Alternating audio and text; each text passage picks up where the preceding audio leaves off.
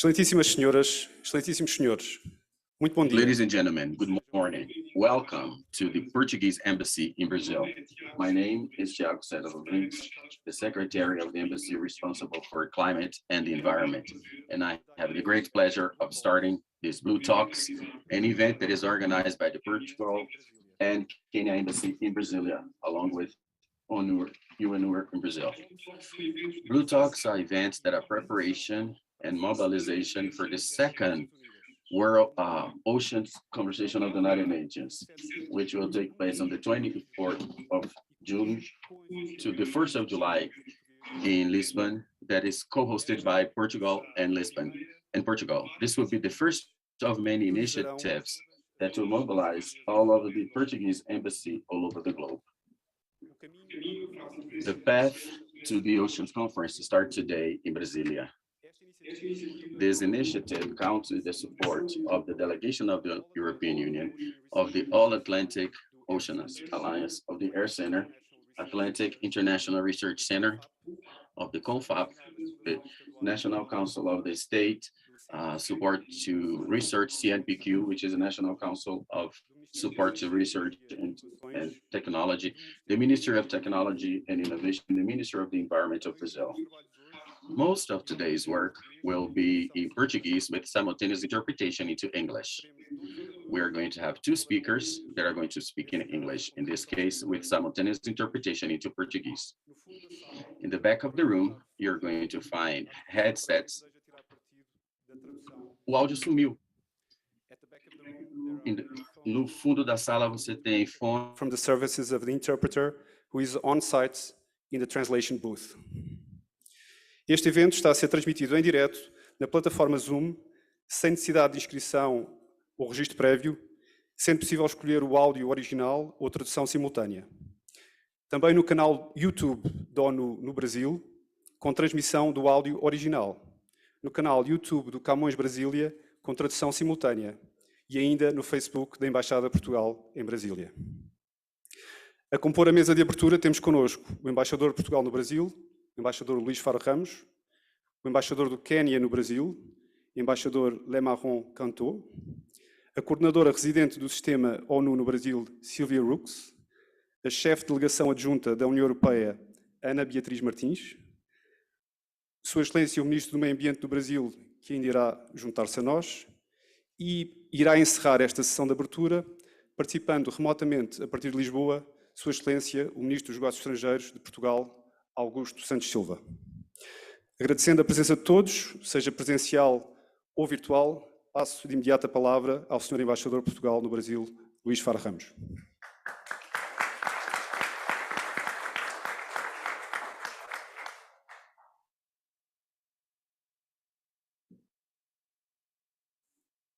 Ora, muito bom dia.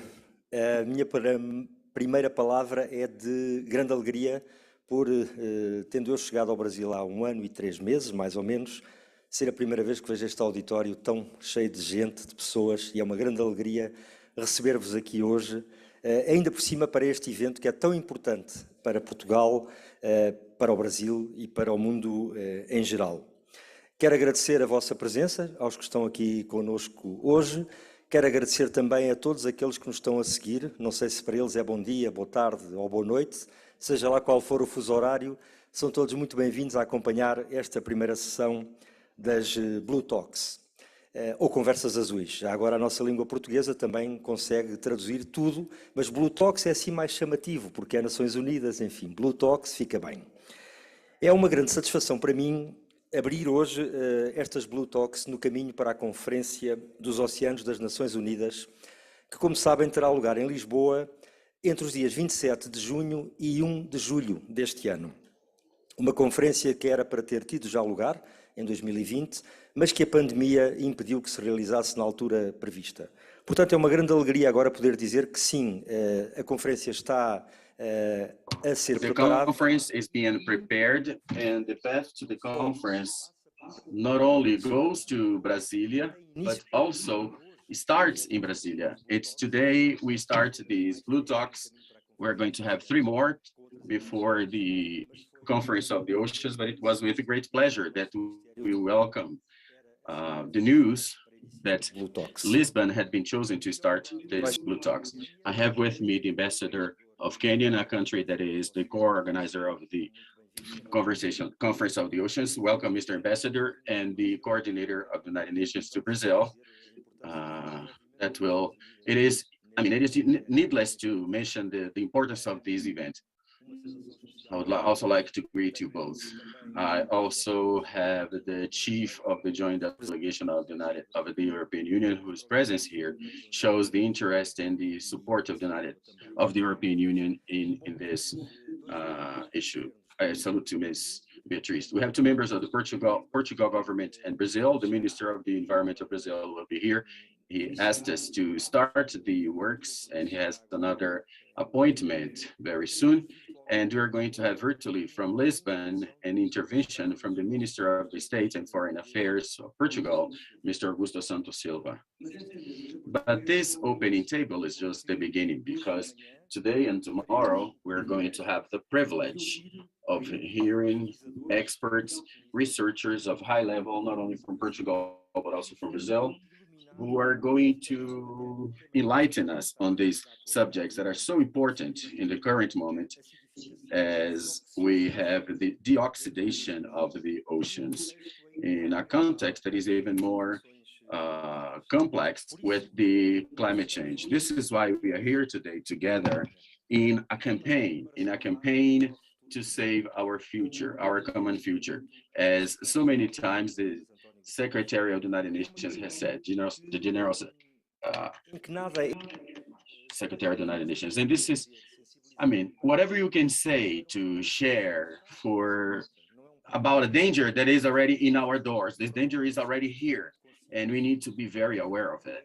And so we sincerely hope that these Blue Talks today help us to enlighten us in this path so that we can be aware of the importance of sustainability, of preservation, and the dialogue between fresh water and salt water. This is what we're talking about. We're talking about salt water, the oceans, but we're also talking about access to water, sanitation, and drinking water or fresh water, which is a world efficiency. I would like to thank first Catarina Dalbuquerque, my friend, who is an international authority in water and sanitation, who is here with us today since the very first hour, who's going to be the main speaker of the first panel, today's panel. And I would also like to thank my team here at this embassy, especially Tiago Rodrigues, who's here, for whom I would like to have a hand of applause. Because if it weren't for this team, especially Tiago, who has worked tirelessly, this event would not have been possible. Thank you, Tiago. Now we're going to see a promotional video of the Oceans Conference that was launched last year officially in Lisbon. Thank you very much for your presence. Saving the oceans. Preserve the future.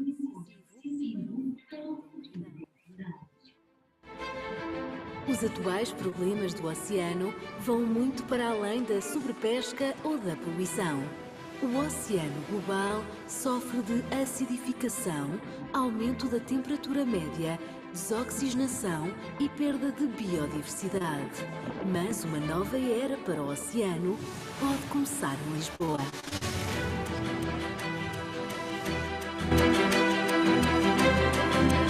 Em junho de 2022, a capital portuguesa recebe a Conferência dos Oceanos das Nações Unidas. Todos os Estados-membros da ONU são convidados a participar. Governos, empresas, organizações não governamentais e universidades vão dialogar sobre melhores políticas para uma governação sustentável do oceano. Há décadas que Portugal tem um papel fundamental na diplomacia do oceano. Hoje, mais do que nunca, o país está disposto a assumir responsabilidades na construção de um novo paradigma de gestão baseado no conhecimento científico e no equilíbrio ambiental, social e económico. Organizada em conjunto com o Quênia, a Conferência dos Oceanos das Nações Unidas vai definir ações para implementar o Objetivo de Desenvolvimento Sustentável 14, proteger a vida marinha. O tempo urge para concretizar este e os outros 16 Objetivos da Agenda 2030 da ONU. A recuperação da pandemia deve orientar-nos para uma relação mais equilibrada com a natureza. O oceano é fundamental na regulação do clima, não só pela retenção dos gases de estufa. Ocean is important for the climate, not only for the... This has been recognized.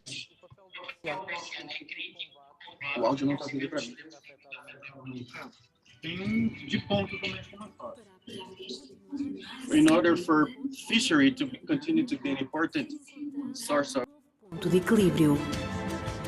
Sabemos desde já que devemos olhar para o mar com outros olhos, como fonte de recursos de forma sustentável.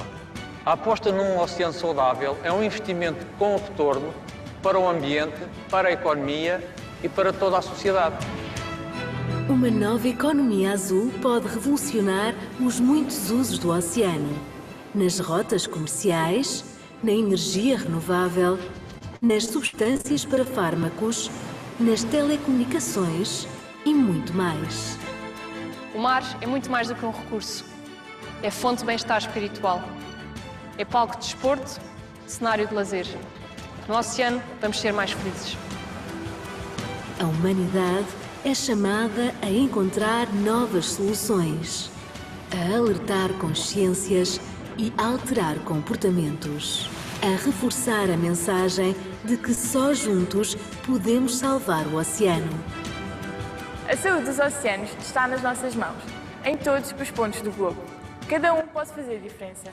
É urgente fazer as escolhas certas, agir, proteger, conservar e garantir um futuro melhor para as gerações da amanhã. Conferência dos Oceanos das Nações Unidas. O futuro do oceano decide-se em Lisboa.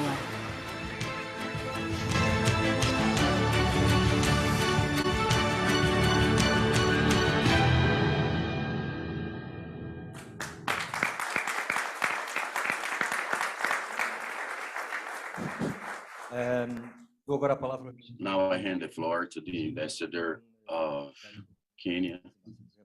Please, Ambassador, you have the floor.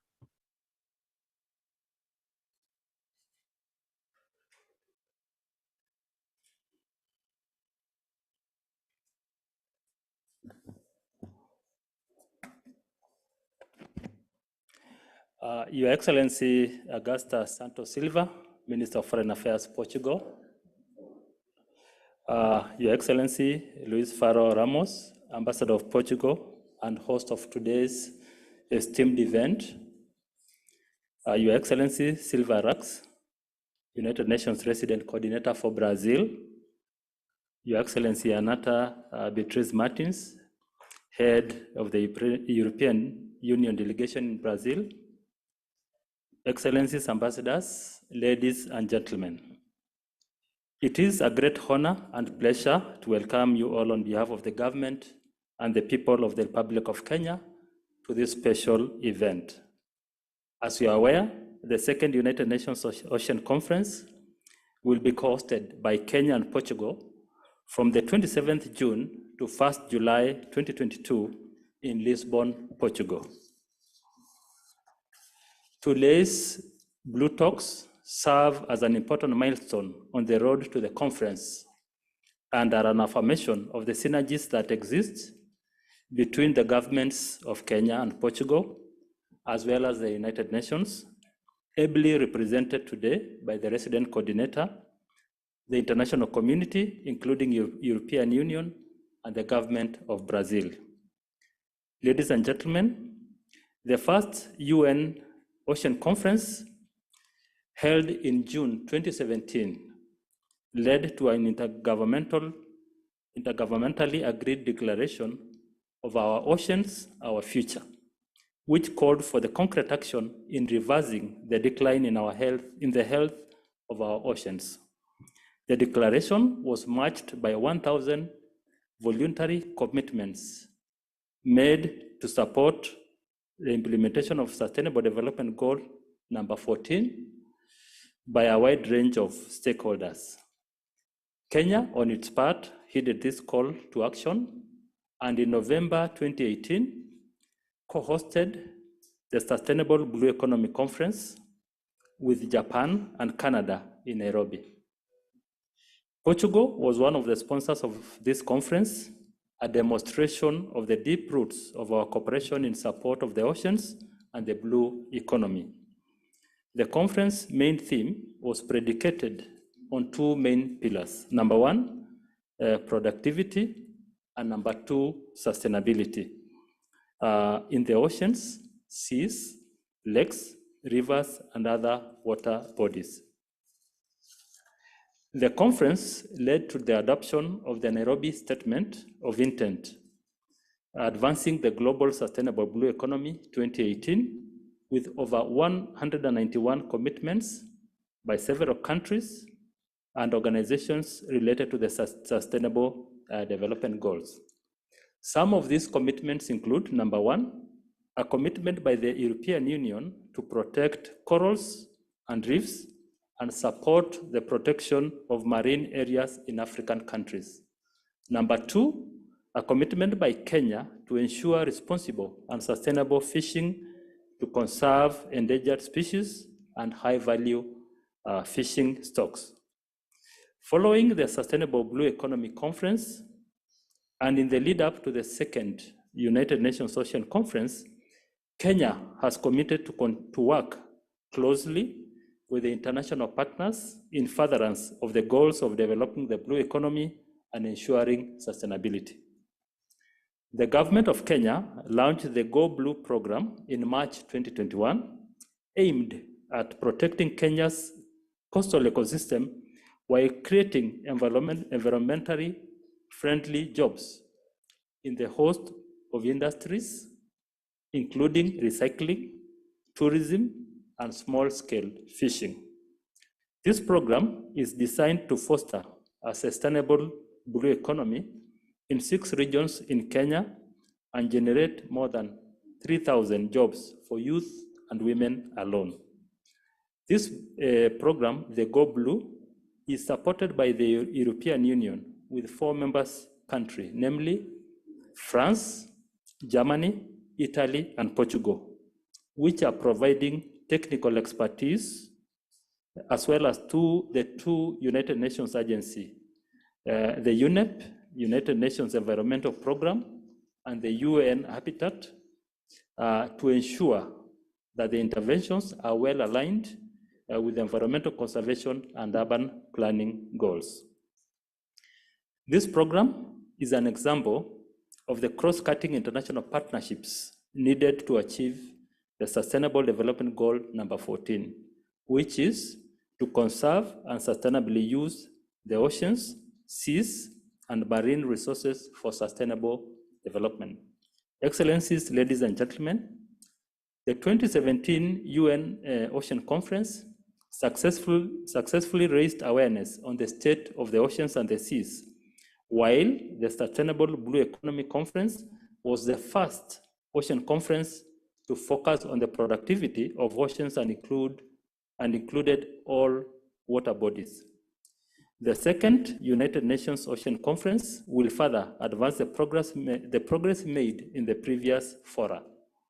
It presents a strong opportunity to bring about a new generation of concrete, ambitious commitments and help forge new, inclusive, and effective partnerships to support the implementation of SDG number 14.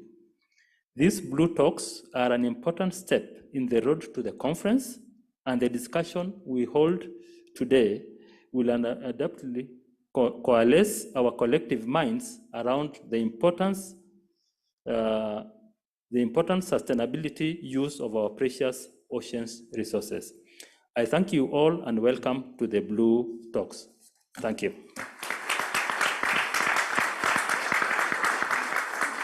Thank you, Ambassador. Agora dou a palavra à Coordenadora Residente do Sistema das Nações Unidas no Brasil, Silvia Rucks. Por favor.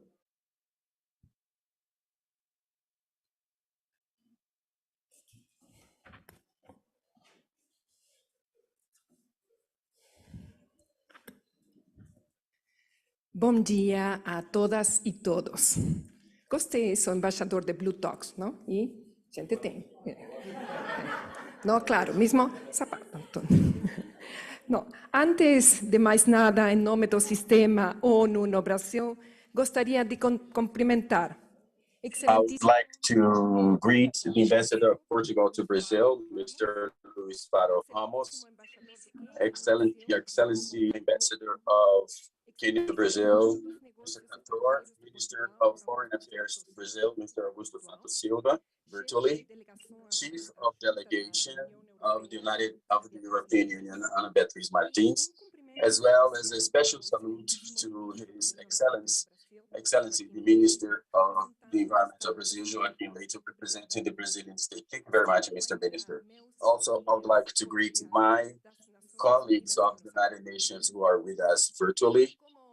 And as a representative in Brazil of the General Secretary of the United Nations, the Portuguese, Antonio Guterres, I would like to extend my greetings to all of the authorities present, including those who are watching remotely via the internet. Gostaria de iniciar esta breve... Ladies and gentlemen, I would like to start this brief talk thanking on behalf of the United Nations system to Brazil, the embassies of Portugal and Kenya for organizing this event. I would also like to thank the governments of these countries for allowing for the preparations for the second conference of the Oceans of the United Nations that will take place on the 27th of June to the 1st of July in Lisbon. As we are reminded by the General Secretary of the United Nations, the world is going through an environmental crisis, global change of the climate, loss of biodiversity and pollution. Unfortunately, the oceans carry great part of this burden. The oceans are fundamental for the climate balance. They act as a gigantic consumer of greenhouse gas, and we need the oceans to dissipate heat. However, because of the increase of the temperature, the water of the oceans are getting hotter and oxidizing. The polar caps are melting, and the global climate standard is changing. The last IPCC report shows us a detailed explanation of the risks, impact, and adaptation of the climate, and brings a message that I would like to highlight. The conservation, the protection, and the restoration of ecosystem, of water, to reduce the vulnerability of the biodiversity to climate change. Furthermore, more than 3 billion people depend on marine biodiversity and coastal biodiversity for their survival. However, the ecosystems and their biodiversity are suffering. The number of marine species is decreasing and coral reefs are dying. The excessive fishery, illegal fishing, and non-declared fishing, as well as non-regulated fishing, threaten the fish stocks. Ecosystems have become deposits of residual water and nutrients, which have created many dead zones. Plastic trash is suffocating, it's smothering Mas, felizmente, in the oceans. However, fortunately, there are signals of hope. In the beginning of March, it was adopted within the Assembly of the United Nations for the Environment in Nairobi, a historic resolution to end plastic pollution and forge an international agreement that is legally binding until the end of 2024. As was said by the Vice Secretary of the United Nations, Amida Mohammed, this solution brings a chance of really making the difference that shows once again the value of multilateralism. Ladies and gentlemen, it is necessary to change the way that we deal with the oceans. This is not a minor issue that needs to be tackled occasionally. After all, the oceans cover 71% of the Earth's surface and has about 97% of the world's water. About 90% of the volume of world cargo is transported by ship. This year, we celebrate 40 years since the signature of the Convention of the United Nations about the rights over the ocean. The second conference of the oceans will be an opportunity of consolidating the vision about the strategic importance of the oceans in the global action to reach the Sustainable Development Goals and implement the Paris Agreement on climate change. More than showing to mitigate the problems, it is necessary to face the oceans as part of the solution. A blue sustainable economy can foster economic progress and the creation of jobs, by the same time protecting the oceans, its their biodiversity and the climate.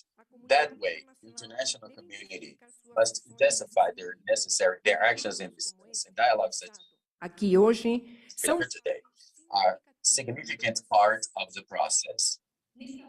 In this decade of the United Nations for Sustainable Development, we must put all of our efforts to fulfill the collective promise of leaving the future generations a planet, a blue ocean that is healthy.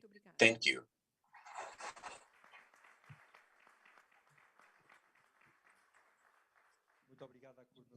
Thank you very much, Coordinator of the United Nations Brazil. And now I hand the floor to the Joint Secretary of the European Union, Ms. Beatriz.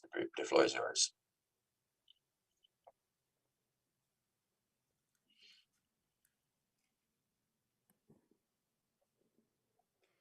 Good morning, ladies and gentlemen. I would like to first of all thank for the invitation to participate in this opening table, this great event, and to greet all of the members of the table, the Ambassador of Portugal to Brazil, Mr. Faro, Ramos, the Excellency, His Excellency, the Ambassador of Kênia to Brazil, Mr. Kaanto, the Minister of Mr. Joaquim Leite, and the Minister of Foreign Affairs of Portugal, Mr. Augusto Santos Silva, as well as the dear Coordinator Resident of the United Nations to Brazil, Ms. Silvia Rucks. It is a great pleasure for me to be here present, as well as a great honor.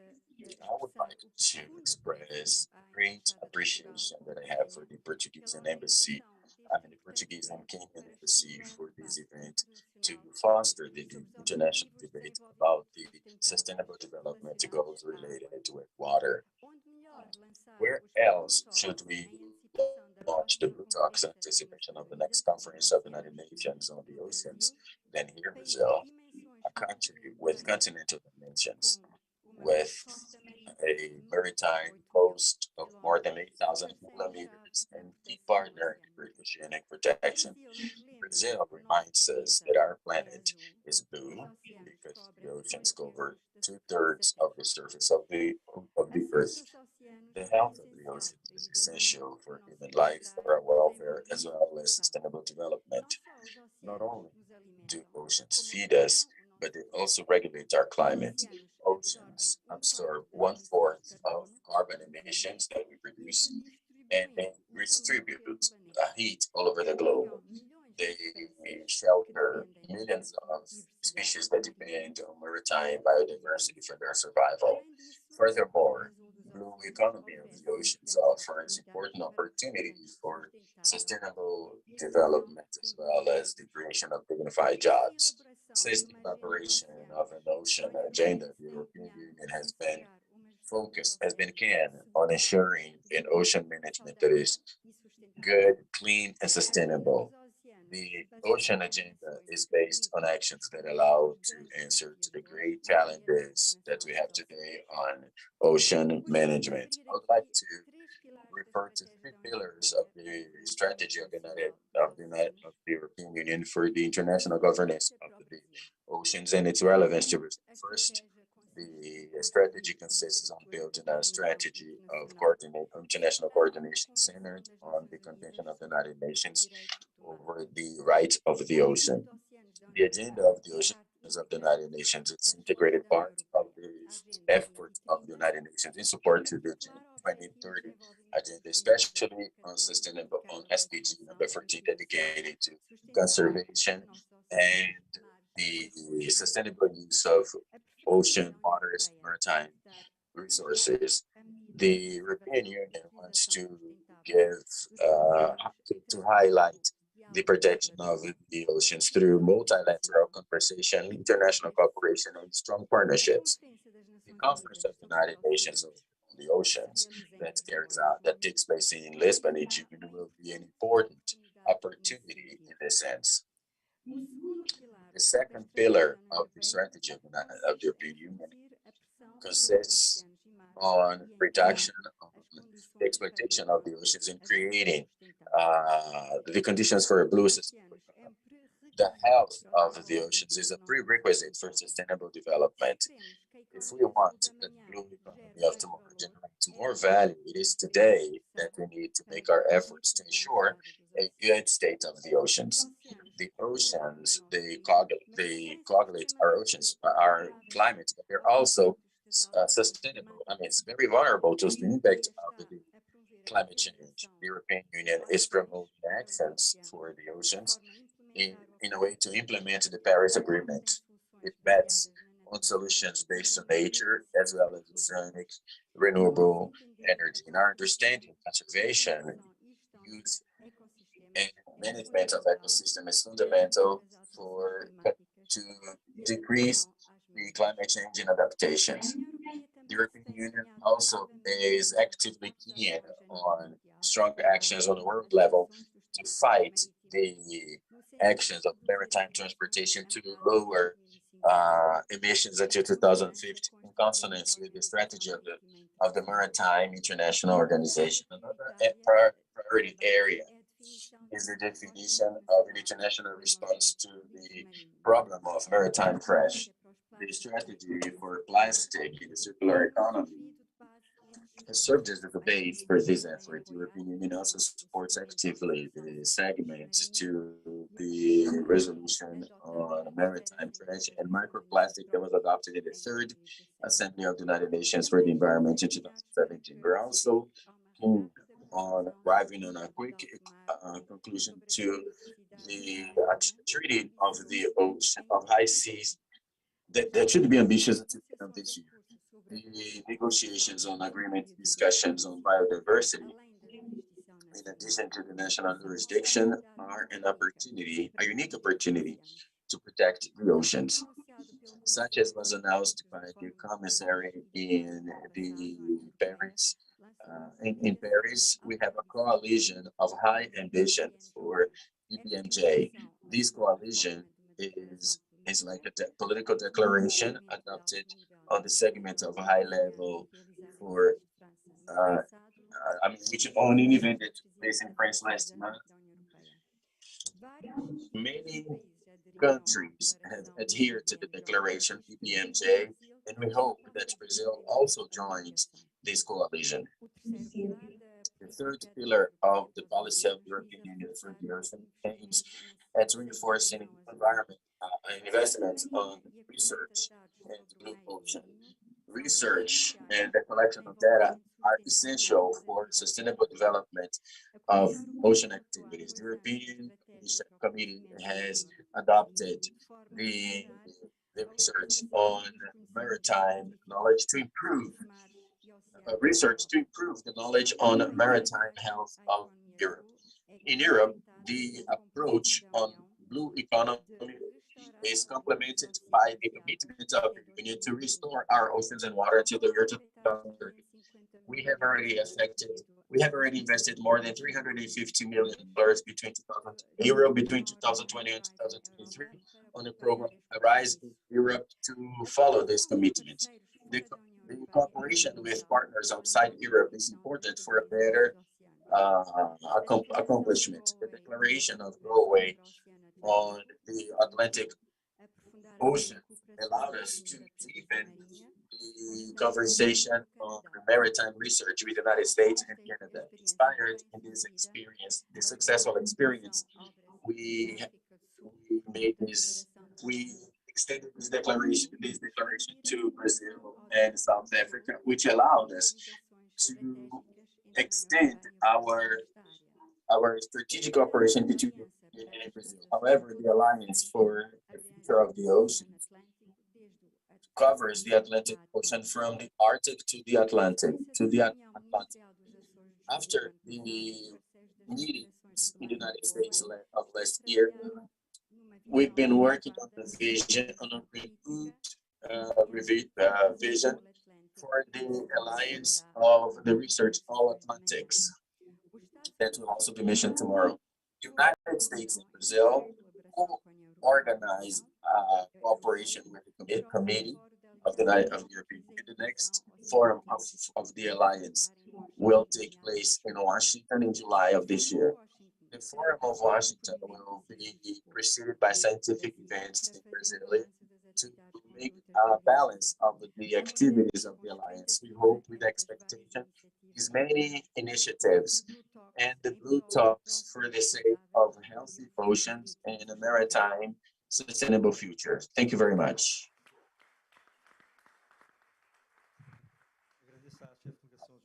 Thank the representative of the European Union, and I hand the floor to the Minister of the Environment of Brazil, Mr. Joaquim. Wait.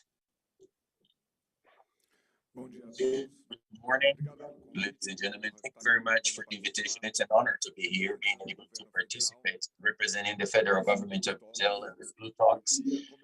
I would like to start my talk by calling your attention to the size of the Brazilian area, the so-called the Blue Amazon, 350 million hectares, almost the size of a whole Amazon. It's a huge area, and I'd like to thank the Ministry of Defense and Navy who are here and are responsible for taking care of this area. They are the main one responsible for protecting all of this territory.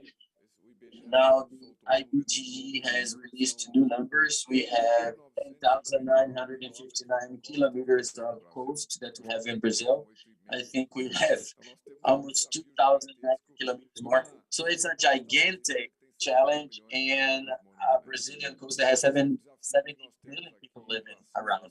This is the challenge that we have in regards to the protection of these oceans. The federal government has sought climatic solutions to these challenges. I'm not going to talk too much about the importance of the oceans, but I will talk about the importance of climate solutions for the protection of the oceans.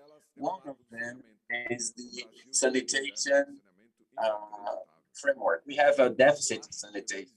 Plastic is visibly something that bothers even more than sanitation. But sanitation in Brazil, where more than 100 million people have no access to sanitation, is a problem.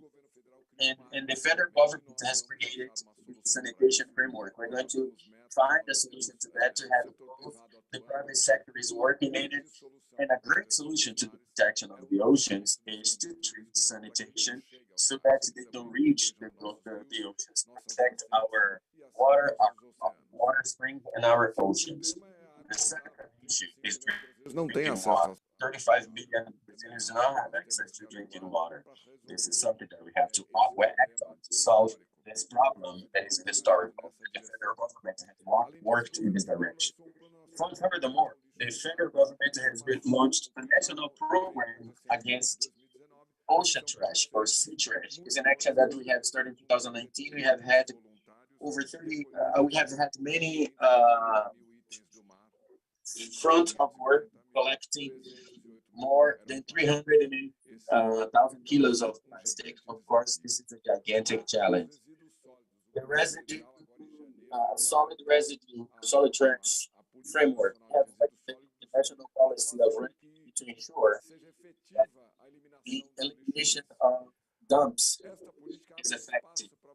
This policy allows for sectorial policies that are simplified, but that allow that to happen, to bring the obligation of those who generate trash to be responsible for the disposal of that trash. The organization of this regulation brings the position for everybody to check. The importer, the maker, and the user. I call your attention to the fact that everything starts with the user. What would be the destination of this water? Tratada, ela vai parar na natureza, ela vai ser reciclada. Bottle that is irresistible. What's going to happen? Deposit in nature, how are we going to recycle? How are we going to be a solution to the challenge of residue And this framework brings opportunity, and if the government is acting to solve this problem and so eliminate these dumps and give destination, transforming trash into something that has economical value. Furthermore, the federal government has launched a program called Zero Dumps 2018. We have closed many dumps in Brazil.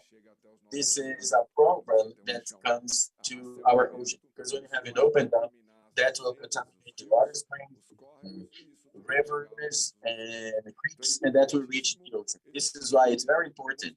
This program has shown solutions, intelligent solutions, climate intelligent solutions that are intelligent to solve this problem, transforming that needs to be adapted to something that will have economic activity in regards to that it was residue and environmental asset for something that has a rightful destination. Furthermore, we have a program of reverse logistics of batteries that we have already collected 50 million in 2020 of lubricant oil, which is also a huge problem that we have. But in this program of reverse logistics and lubricant oil, we have already got 450 million liters being recycled, medication, and electronics. I mean, everything to give a destination for the rightful trash to that. Nothing of that reaches our oceans. One of the concerns of the federal government is to act towards protecting the environment, in this case, specifically the oceans. I would like to call your attention also about the importance of programs that value trash. We are designing now a program along with the Ministry of the Economy to create a credit of a recycling credit. We're going to create a program that creates a recycling credit, especially for plastic and glass. We want to bring the value of plastic.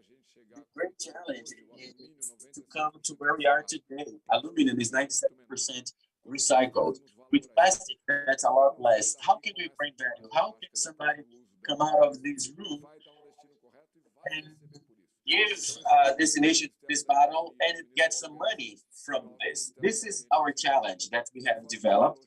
So we want to do what we call reversed logistic for the destination of the packages so that they can bring value. And with that, we have created an activity and agent of recirculation, transforming the trash collector into someone who is going to come out of here with some packages that is going to give some right destination, and with that, getting some resource that is going to improve to their activity and bring some activity that will be valued by all of us, and of course, eliminating plastic in our oceans. I would like to highlight historic documents that we have signed in AF5 to stop with pollution in our oceans. Brazil participates as part of the solution and will act jointly in a multilateral level as we have acted in this conference. We are a member of the climate conference of 194 countries. Brazil will always bring proposals and solutions, lucrative solutions, profitable solutions that are good for the society. The climate challenges will be solved by the leaders as well as by the companies, by the private sector. The private sector that is going to transform the world into a new green economy, neutral in emissions and without pollution to our ocean. So I would like to thank once again the participation. Thank you for the participation. Thank you, everyone.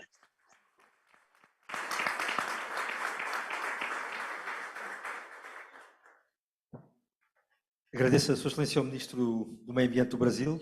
I would like to thank the Minister of the Environment of Brazil for the words, and now I hand the floor to the Minister of the State of Portugal, Mr. Santos Silva. I can see you. Good morning. You have the floor, Mr. Minister.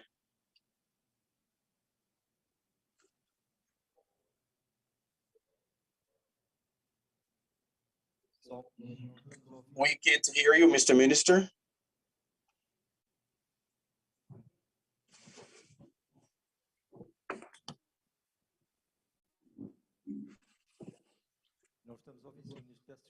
We can't hear you, Mr. Minister. We're having some technical problem. Maybe the sound is not coming through from Lisbon. I don't know.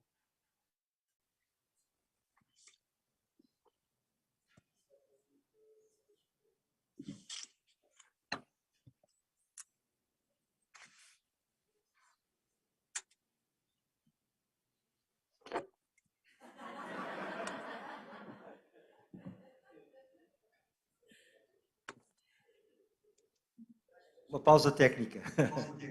We're having a technical pause. In the meantime, let's take a look at this beautiful room. We have unique, beautiful gallery here. Let's take a moment to enjoy this beautiful scenery.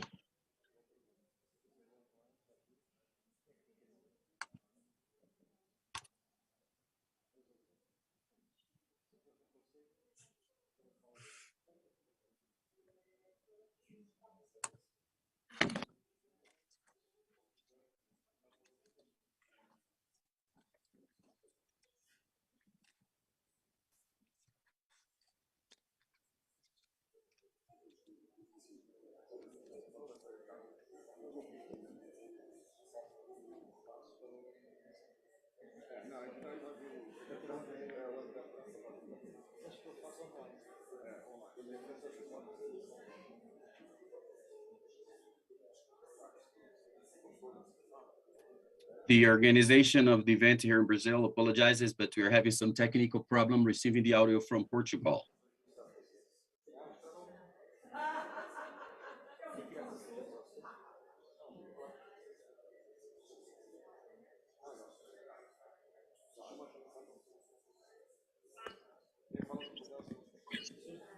Diz-me uma coisa, Tiago. Tem a imagem do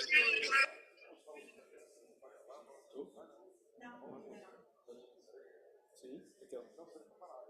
Vamos tentar. Sim. Imagem tem, não temos em áudio.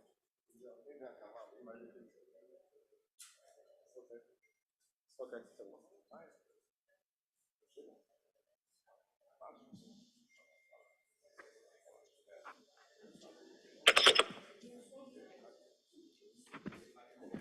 Muito bom dia, espero.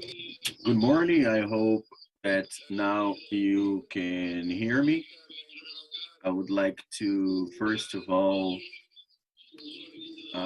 salute the organizers for these Blue Talks, these preparation called Blue Talks. I would like to salute the ambassador of Kenya to Brazil. Kenya is one of our partners in this event with the United Nations, and it is very important for us, first of all, from the bilateral standpoint. Brazil and Kenya have a very good bilateral relationship, but also I'd like to thank this technical support of the United Nations for this support to a cooperation between a European country and an African country. This conference on the oceans is one of the United Nations conference that will take place in Portugal, and Portugal is very happy to be to be involved in the two conferences. We were in the first conference that took place in New York in 2017, and now along with Kenya, we are the countries that will carry out this event that will take place in Lisbon. And this is very important for us, as well as for our way of dealing with the ocean issues. Portugal is a coastal country, and it's a country with the longest coastline in the European Union. We have a history related to the oceans, but in the 70s and the 80s, when we When we ended our colonial cycle, the country wanted to make an integration of the countries, and it lost a little bit of its activism. The interpretation apologizes, but the audio is not very good. Towards the end of the 90s, through the role of the President Mário Soares, as well as the work that Mário Soares, after leaving the presidency, dedicated to the oceans and seas. There are two important personalities in this new trip of Portugal to the oceans. One of them was Mário Soares in the critical plan, and the other one in a more technical plan, Professor Mário Ruigo. But the World Committee of the Oceans, presided by Mário, was very important to give a global dimension of our attention to the oceans. And this is where we write we subscribe to the fight of many countries, among which Portugal 2014, 2015, so that the oceans become a specific objective among the SDGs, to be an important goal 14, that obliges us all to make the rational and sustainable use of the oceans by preserving the maritime biodiversity, as well as ensuring a good coordination of the ocean. And this was the first point that I would like to bring about, to say that we really hope that through the many initiatives that we are acting on, among which the second conference of the United Nations on the oceans, so that we can invite the international community to heed to the importance of the oceans and the richness of the oceans for the future of mankind. And of course, this is a practical consequence. The Conference of Lisbon is expressed in a bunch of processes that are very important around the oceans. First of all, about the nexus, climate, oceans. The Glasgow conference was very important in highlighting the importance of this nexus, oceans, climate, and the Assembly of the United Nations for the Environment that took place in Nairobi, Kenya, was also very clear in the negotiation, or the importance of negotiating an agreement, a binding agreement for the fight against maritime pollution. We hope that the next conference of the parts on, this conference advances on an agreement of preservation of 30% of the oceans, and we also hope, especially after all that has been said in this session, that we have that we invest our power on this new agreement on maritime areas that go beyond the national jurisdiction. And in the organization of these talks around the oceans, we have the concern of having a systematic approach of the dimensions in which the oceans have some sense. Climate interventions, as we have said, in the climate dimension, but also in the economic one. The blue economy is essential for the growth as well as the economical development, and not only of coastal countries, but also, such as Portugal, Brazil, or any other country. But in any part of the world, for the global economy, the green transition is absolutely essential But not less essential is also this blue coast, or this economy that is organized around the many underwater um, wealth and all of the activities that are related to our oceans, but also around the good, sustainable use, rational use of our maritime resources. Therefore, in the second dimension, to beyond the climate, the dimension, the economic dimension, I think tourism is also essential, but also the dimension linked to safety or security, such as international trade is done mostly via the oceans. The freedom of navigation and maritime safety or security, maritime security are essential for mankind, not only in trade, but also in geopolicy and in cooperation. And we can't forget the humane dimension of the oceans.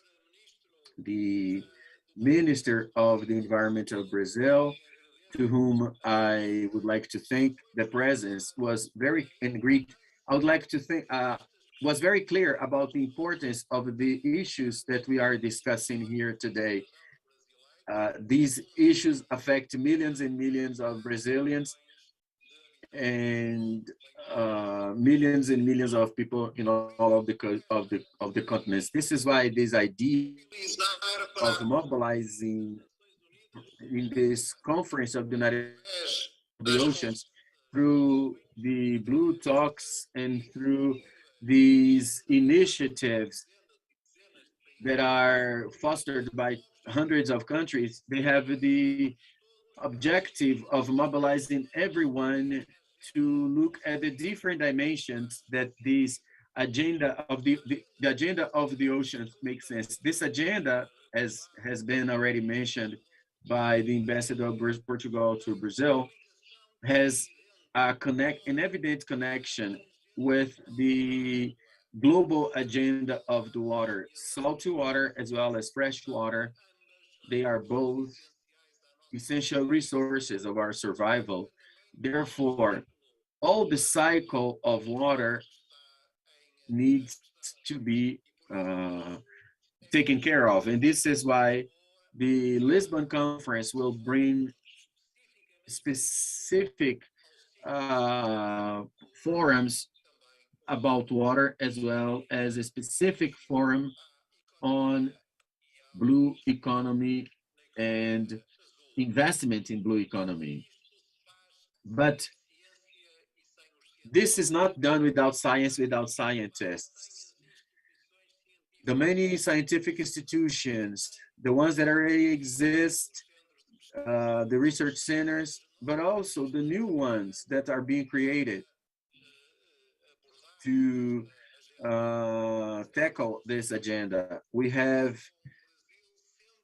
great pride to count on Brazil, and we have always sought to create new institutions of exchange of research, cooperation in the area of sciences related to the oceans. One example is the presence of Brazil in the Center of International Research of the Atlantic West Center, located in the Portugal archipelago of Açores. But there are other examples of cooperation between Brazil, Portugal, Kenya, and many other countries in Brazil, other countries in Europe, they are present. So we put together our research centers, our unique features, our companies, and all of our processes, economical processes linked to the blue economy. And we need to make all of these infrastructure, human capital available. We also need to mobilize particularly the civil society. Today, we count on many hundreds of NGOs and foundations and other institutions from the civil society that have already subscribed to the Lisbon conference. So everybody is welcome. But even so, there is another important thing about this cooperation that without we would not be able to do. I'm talking about the youth. I'm talking about the young generations. It is not by chance that Kenya and Portugal came together and came together for this conference and created a forum dedicated to the youth. And it's not a forum for the youth. It's a forum organized and participated and led by the youth, because it's all the generations, all the society together that we need to mobilize for the oceans. And this is why I would like to end by saying that Portugal has insisted in the different forums within the European Union, within the United Nations. Portugal has insisted on the defense of a global agenda for the oceans. By the same way that we are aware that the climate agenda, the global agenda that mobilizes everybody in the countries, we need to understand that we need to, in the same level, have a global ocean agenda. We need to have an agenda for the climate. We need this agenda for the survival of the planet. We have a global agenda for mobility and migration, which over which we depend, but we also need a global agenda on the oceans. I believe that with all of these dimensions, the climate, economic, energetic, in the dimension of security, in the dimension of transportations, in the dimension of human life, we're very happy that all of these forces are together. The states, the administrations, the academia, companies, NGOs, the youth, women, everybody. We need everybody. We need everybody so that this problem can be solved. And I have no doubt that the Oceans Conference in Lisbon will be a landmark, or actually an extra phase in the construction of this global agenda of the oceans. And I have absolutely no doubt that these blue talks that are starting today in Brasilia and that will continue in the next months will constitute an excellent incentive for the better technical preparation and a better social and political mobilization for this global agenda of the oceans that the humankind needs. Thank you very much.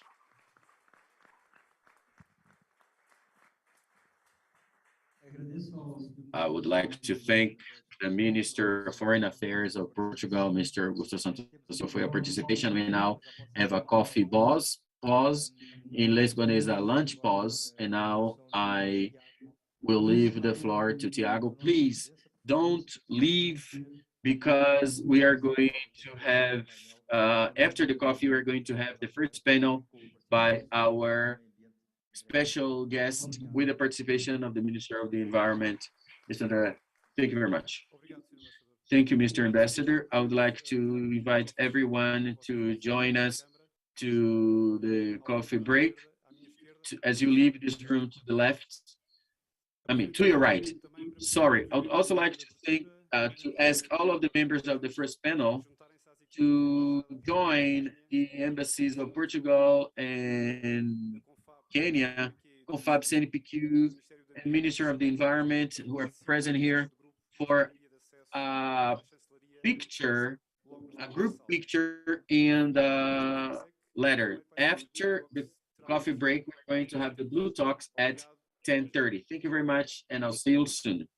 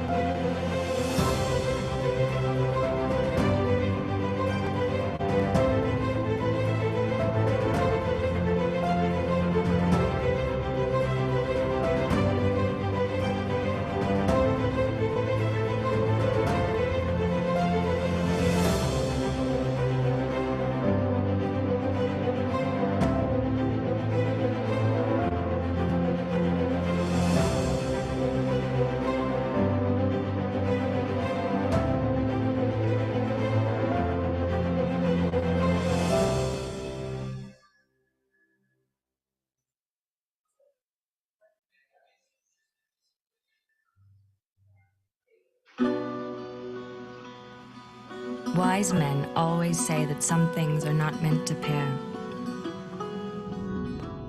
Are we supposed to believe in that? What if we look at them with different eyes? The eyes that penetrate deep into things.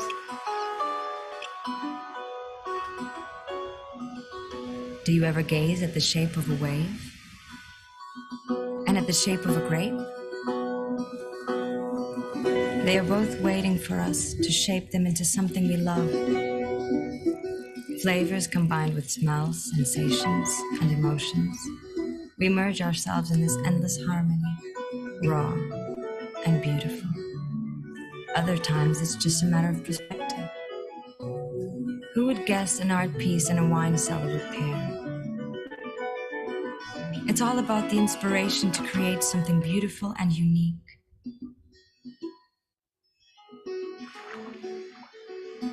Forms and lines decanted by the hands of their masters. They elevate each other. We need to decompose things to understand them perfectly.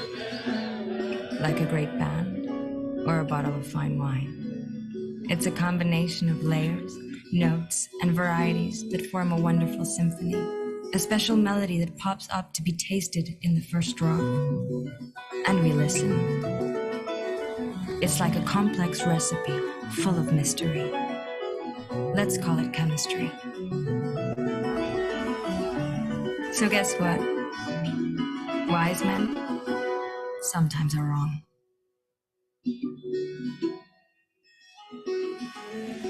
Wine pairs with Portugal.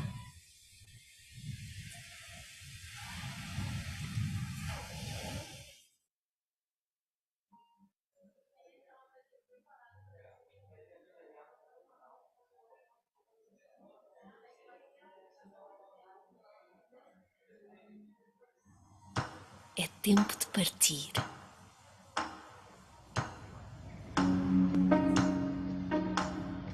É tempo de soltar, embalar e largar. De regressar para onde o tempo não fugiu. Tempo de libertar. É tempo de partir. Tempo de prender o tempo aqui e agora. Este é o nosso momento. Tempo de voltar e dar a volta, passo a passo, sair. É tempo de partir. Tempo de inundar as raízes, de esticar o legado. É tempo de entrar pelo nosso mundo afora, nem antes, nem depois. Vamos embora. É tempo de partir. Tempo de ser inteiro, vir para ficar, ser passageiro e forasteiro. É tempo de ser com todo o nosso ser. Tempo de recuperar tempo. De aguçar o espírito. É tempo de partir. Sem medo de quebrar. E ser história. É tempo de alcançar.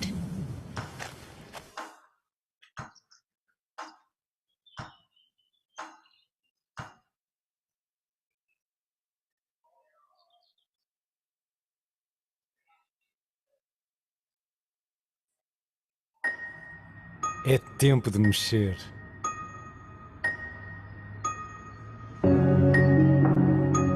Tempo de recuperar o equilíbrio. Tempo de espalhar, misturar, envolver.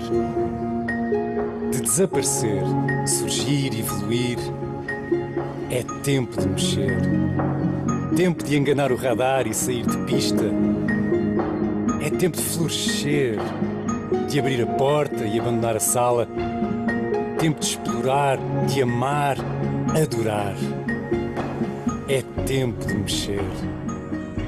É tempo de apanhar a luz verde, de parar em qualquer lugar. É tempo de chegar para lá de longe, chegar para ser livre. É tempo de mexer, tempo de alvorada do destino, tempo de sentir, de desbloquear a vontade. É tempo de derrotar a bússola. O tempo dos batedores, dos poderosos, dos desbravadores. É tempo de mexer. Tempo de pôr os olhos onde está o coração. para sacudir as pernas, descartar a tensão.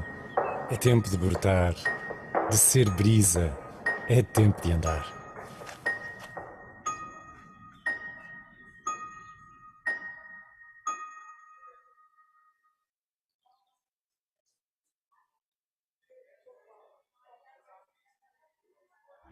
É tempo de ir. Tempo de matar a sede, de viver. Tempo de abanar os tempos. É tempo de voltar à estrada, ao nosso caminho, à nossa maneira. Um banquete de liberdade. É tempo de ir. É tempo de acelerar o pulso, sentir o batimento, juntar, conhecer, felicitar. Felicidade e uma cidade. É tempo de ir, descolar, parar. É tempo de dar espetáculo, acender luzes e ocupar o palco e expirar. É tempo de ir, é o tempo das lendas, uma era brilhante. Dos engenhosos e dos habilidosos. É tempo de ser vivo, cru, de dar passagem aos obstinados aventurados, os que rasgam fronteiras e vão além do mapa. É tempo de ir. É tempo de deixar marca e cravar assinatura, uma exclamação. Tempo de deambular, divagar. É o tempo de desbravar, ser coragem. É tempo de inspirar.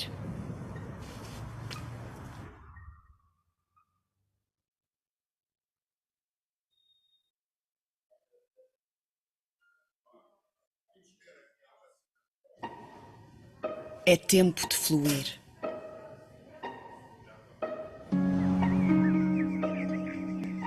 É tempo para um novo começo. Tempo de juntar, de vingar o que o tempo quis parar. É tempo de fluir, de ouvir o sol e a lua. É tempo de consagrar a brisa. Mexer, rodar, servir, desliza. É tempo de fluir. É tempo de preencher o lapso, escorregar no abraço. É tempo de levantar e chutar o chão. Glória, consagração. É tempo de fluir. Tempo de ter o mundo na palma da mão. 1000 sims por cada não. É tempo de erguer os copos e brindar às massas. É tempo de fluir, de voltar ao topo. Tempo das manhãs que se dissipam em fins de tarde. É tempo de abrir, servir desejo com bravura e vontade. E ser verdade. É tempo de saborear.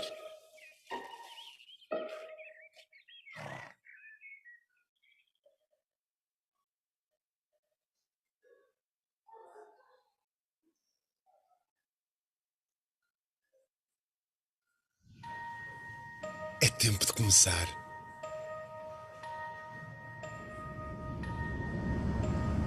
É tempo de voltarmos àquele lugar onde ficamos.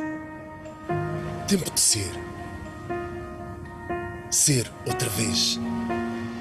Para receber, recompensar, reacender. É tempo de começar. Do princípio. É tempo de agitar a superfície e mergulhar fundo. Tempo de acreditar. De confiar que a força de uma única gota vira toda a maré. Para a pausa. É tempo de começar. Tempo de torcer pelos que vão na frente. Vamos! Ser ou não ser? Eis a questão. Sim, é tempo de perguntar. De responder à chamada, responder a todos e ser. O que quer que se seja, ser. Viver o que não está escrito. O que nunca ninguém contou. Tempo de ousar. É tempo de começar. É tempo de pôr sal na ferida e curar. Agora está a contar. É tempo de começar e remar com tanta vontade que nos tornamos corrente. É o tempo de abrir os olhos em águas profundas. Ser corajoso, ser a onda. É tempo de surfar.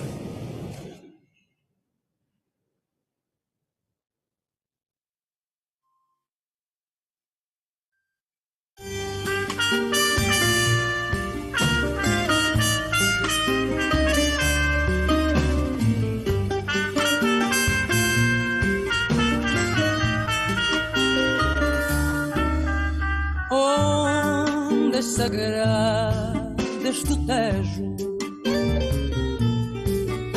Deixa-me beijar as tuas águas, deixa-me dar-te um beijo de mágoa, um beijo de saudade, para levar ao mar e o mar à minha terra, para levar ao mar e o mar minha terra. Minha terra é aquele que é pequenino, é Cabo Verde, aquele que é de meio, terra que na mar passa um menino, é filho de oceano, é filho de seu, terra de minha mãe, terra de minha cretil. Nas tuas ondas cristalinas, deixa-me dar-te um beijo, na tua boca de menina, deixa-me dar-te um beijo ao Tejo. Um beijo de mágoa, um beijo de saudade, para poder mamar, levar a minha terra, para levar ao mar e o mar à minha terra.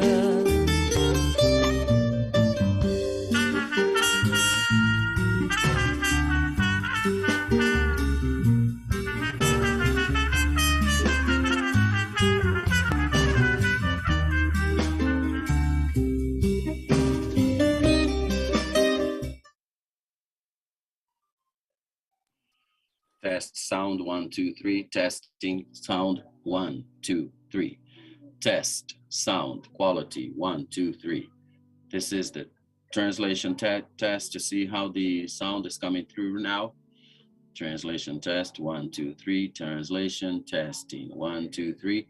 This is the first Blue Talks conference.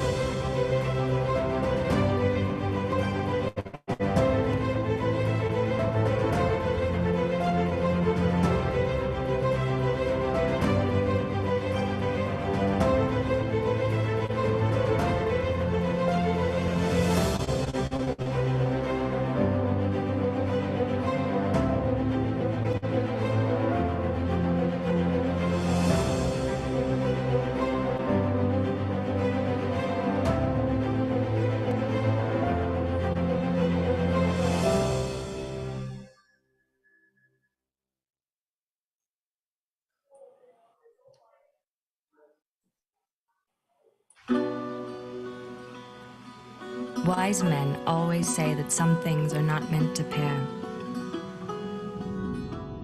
Are we supposed to believe in that? What if we look at them with different eyes? The eyes that penetrate deep into things.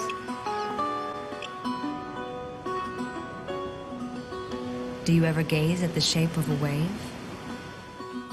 And at the shape of a grape? They are both waiting for us to shape them into something we love. Flavors combined with smells, sensations, and emotions. We merge ourselves in this endless harmony, raw and beautiful. Other times it's just a matter of perspective. Who would guess an art piece and a wine cellar would pair? It's all about the inspiration to create something beautiful and unique.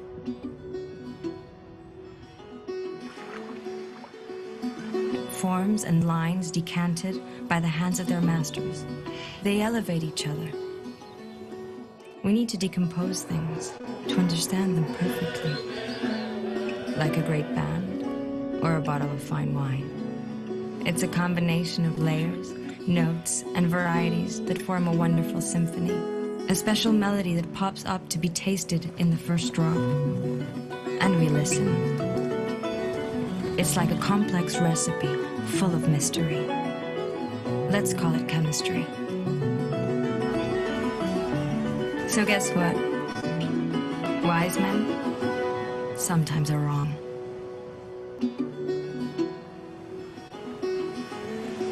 Wine pairs with Portugal.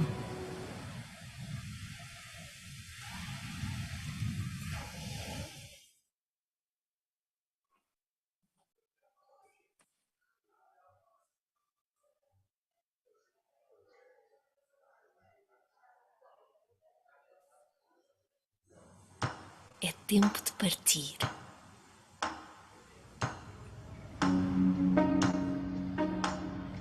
É tempo de soltar, embalar e largar.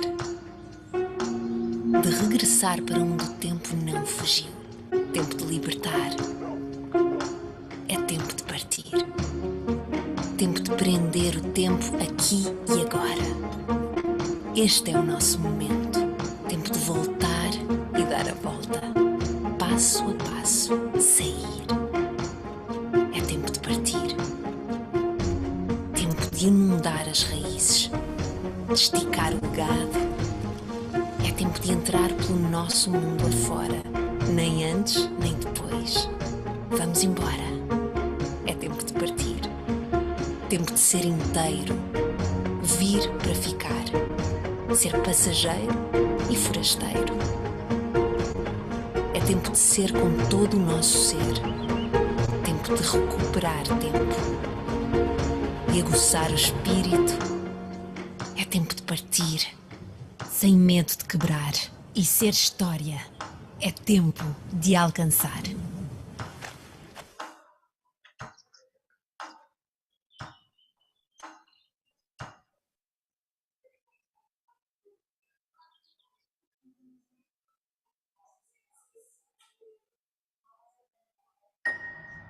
É tempo de mexer.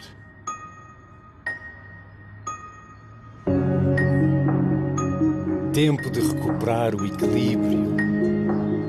Tempo de espalhar, misturar, envolver. De desaparecer, surgir, evoluir. É tempo de mexer. Tempo de enganar o radar e sair de pista. É tempo de florescer. De abrir a porta e abandonar a sala. Tempo de explorar, de amar, adorar. É tempo de mexer.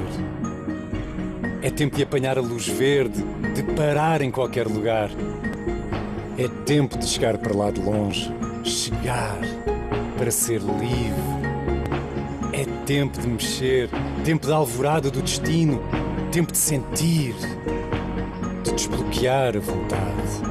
É tempo de derrotar a bússola. O tempo dos batedores, dos poderosos, dos desbravadores. É tempo de mexer.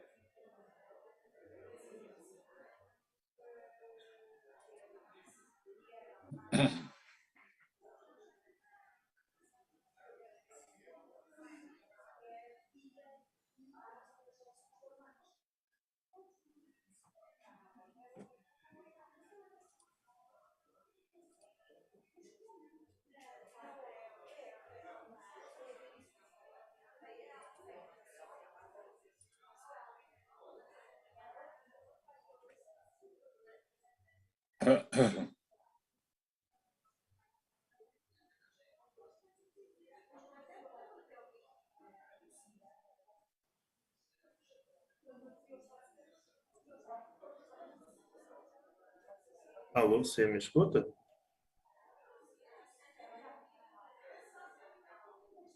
Alô? Alguém da organização do evento está aí?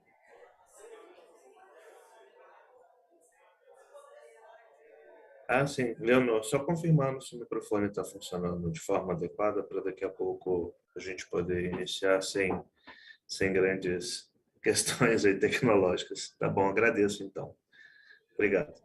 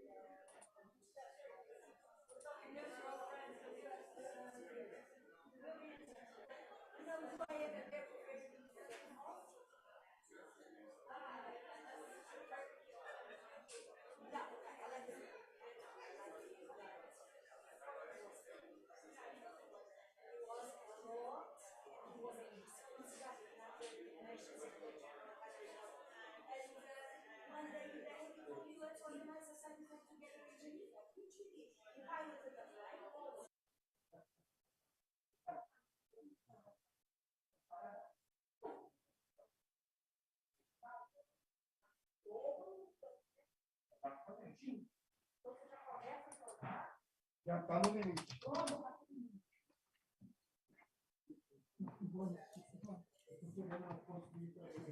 Sabe a boa notícia? O Rony vai aproveitar a cortina lá de Santé. Muito obrigado. Gentlemen, thank you very much. Please take your seats. We're now going to start the first panel of these Blue Talks in Brasilia, dedicated to the connections between SDG 14 about the sustainability of the oceans and SDG 6 related with drinking water and sanitation. In other words, we want to make a thorough approach on the cycle of water, putting the communities of fresh water and salty water working together. The moderator of this panel will be Mr. Oscar from the Engineering and Environmental Department of the UNB and former president of the Water and Sanitation of Brazil, that I invite to join us at the table right away. In this panel, we have as a keynote speaker, Catarina Albuquerque, who currently is the executive president of the Global Partnership Sanitation and Water for All. And that was between 2008 and 2014, the special rapporteur of UNUR on drinking water, sanitation. Catarina, please have the floor. I mean, have this place on the table. Then remotely, we're going to have the participation of the Secretary of Quality of the Environment of Brazil, the Secretary of the Ministry of the Environment, Mr. França, who is going to speak all the way from Recife. It is from from night up, we are going to have the participation of Nancy Karentur, who's the main Secretary of Transportation and Maritime Issues for the Ministry of Infrastructure, Housing and Public Constructions of Kenya. Also, I would like to invite to join us here Ms. Marcela Ayud Brasil, who's an expert in water resources and sanitation for the National Agency of Water of Brazil. Marcela, please take your seat here at the table. And from Lisbon, we're going to have Professor Leonor Amaral from the Department of Science and Engineering and Environment from the University of Nova of Lisbon. Also remotely, we're going to have the researcher of René Rachu Institute from Fiocruz, researcher Leo Ella, who is going to be speaking all the way from Belo Horizonte, and who curiously, or not, but circumstantially, he came right after Ms. Catarina Albuquerque at UNUR on the sanitation front. So today we have with us the special rapporteur of UNUR for a total of 12 years together. We also have live participation of Tawan Sent, a professor at the program of post-graduation for the Brazilian Navy, who traveled all the way from Brazil to be here with us, and to whom I am grateful and invite to join us here at the table. And finally, we're going to have the participation of Rucks from the Foundation for Science and Technology of Portugal, also presenting the Partnership of Europe, Water for All, who's be speaking from Lisbon. Mr. Oscar, without any further ado, I hand you the floor.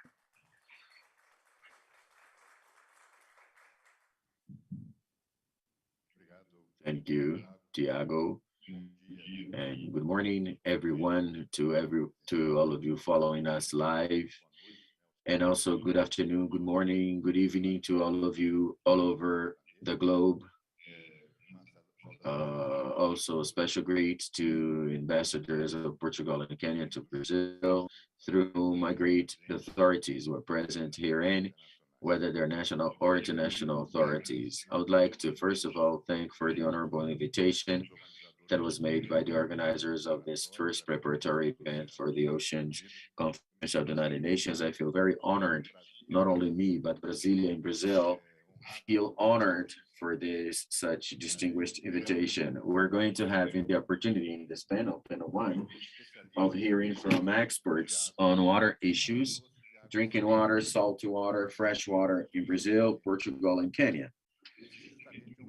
This is a panel of dialogue, a dialogue between the SDGs. The title itself, Connections Between SDG 14, Conservation and Sustainable Use Solutions in Water Resources, and SDG 6, which is drinking water and sanitation.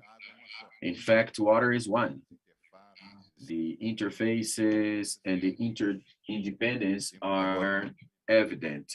We have now an opportunity in this panel of getting to know these interfaces and interdependencies, learn about the experiences, identify opportunity, and think of articulated articulated and integrated solutions based on science and cooperation. These discussions certainly will be of the interest not only of experts that participate, but also the politicians in general, civil society, as well as the youth. The youth that have been highlighted by the Portuguese minister as being an important participant in this initiative. And back to this symbolism of the choice of Brasilia and Brazil, what does Brasilia have to do with the oceans? In fact, we are 1,000 kilometers away from the oceans. We are 1,000 kilometers in altitude, but our waters at some point reach the oceans. And very symbolically for Brazil, these waters that drop here, they will go to different points of the continent. They go to the north via the Tocantins River. They come to the northeast via San Francisco River, and they reach Prata, so the estuary of Prata. So the waters of Brazil are a small territory, but they are important. I mean, the waters of Brasilia, they are important. They are small, but they are important. And they have an intrinsic connection with everything. The minister has highlighted the extension of our coast to have a large Atlantic coast, but we have a lot of fresh water. Brazil is a reference in fresh water, and therefore the symbolism. Brazil has 13% of renewable drinking water on the planet, and this is a huge asset and a huge responsibility. And we also have a century-long experience in the sharing and in the living together, because Brazil shares drinking water or fresh water with 10 countries. So I believe that the symbolism, Brasilia thanks and Brazil thanks for this choice of Kenya and Portugal. And we want at this table to add discussions and findings for this process. Without any further ado, I hand the floor to our keynote speaker. You can speak all the way from the desk. So please, the floor is yours. Thank you.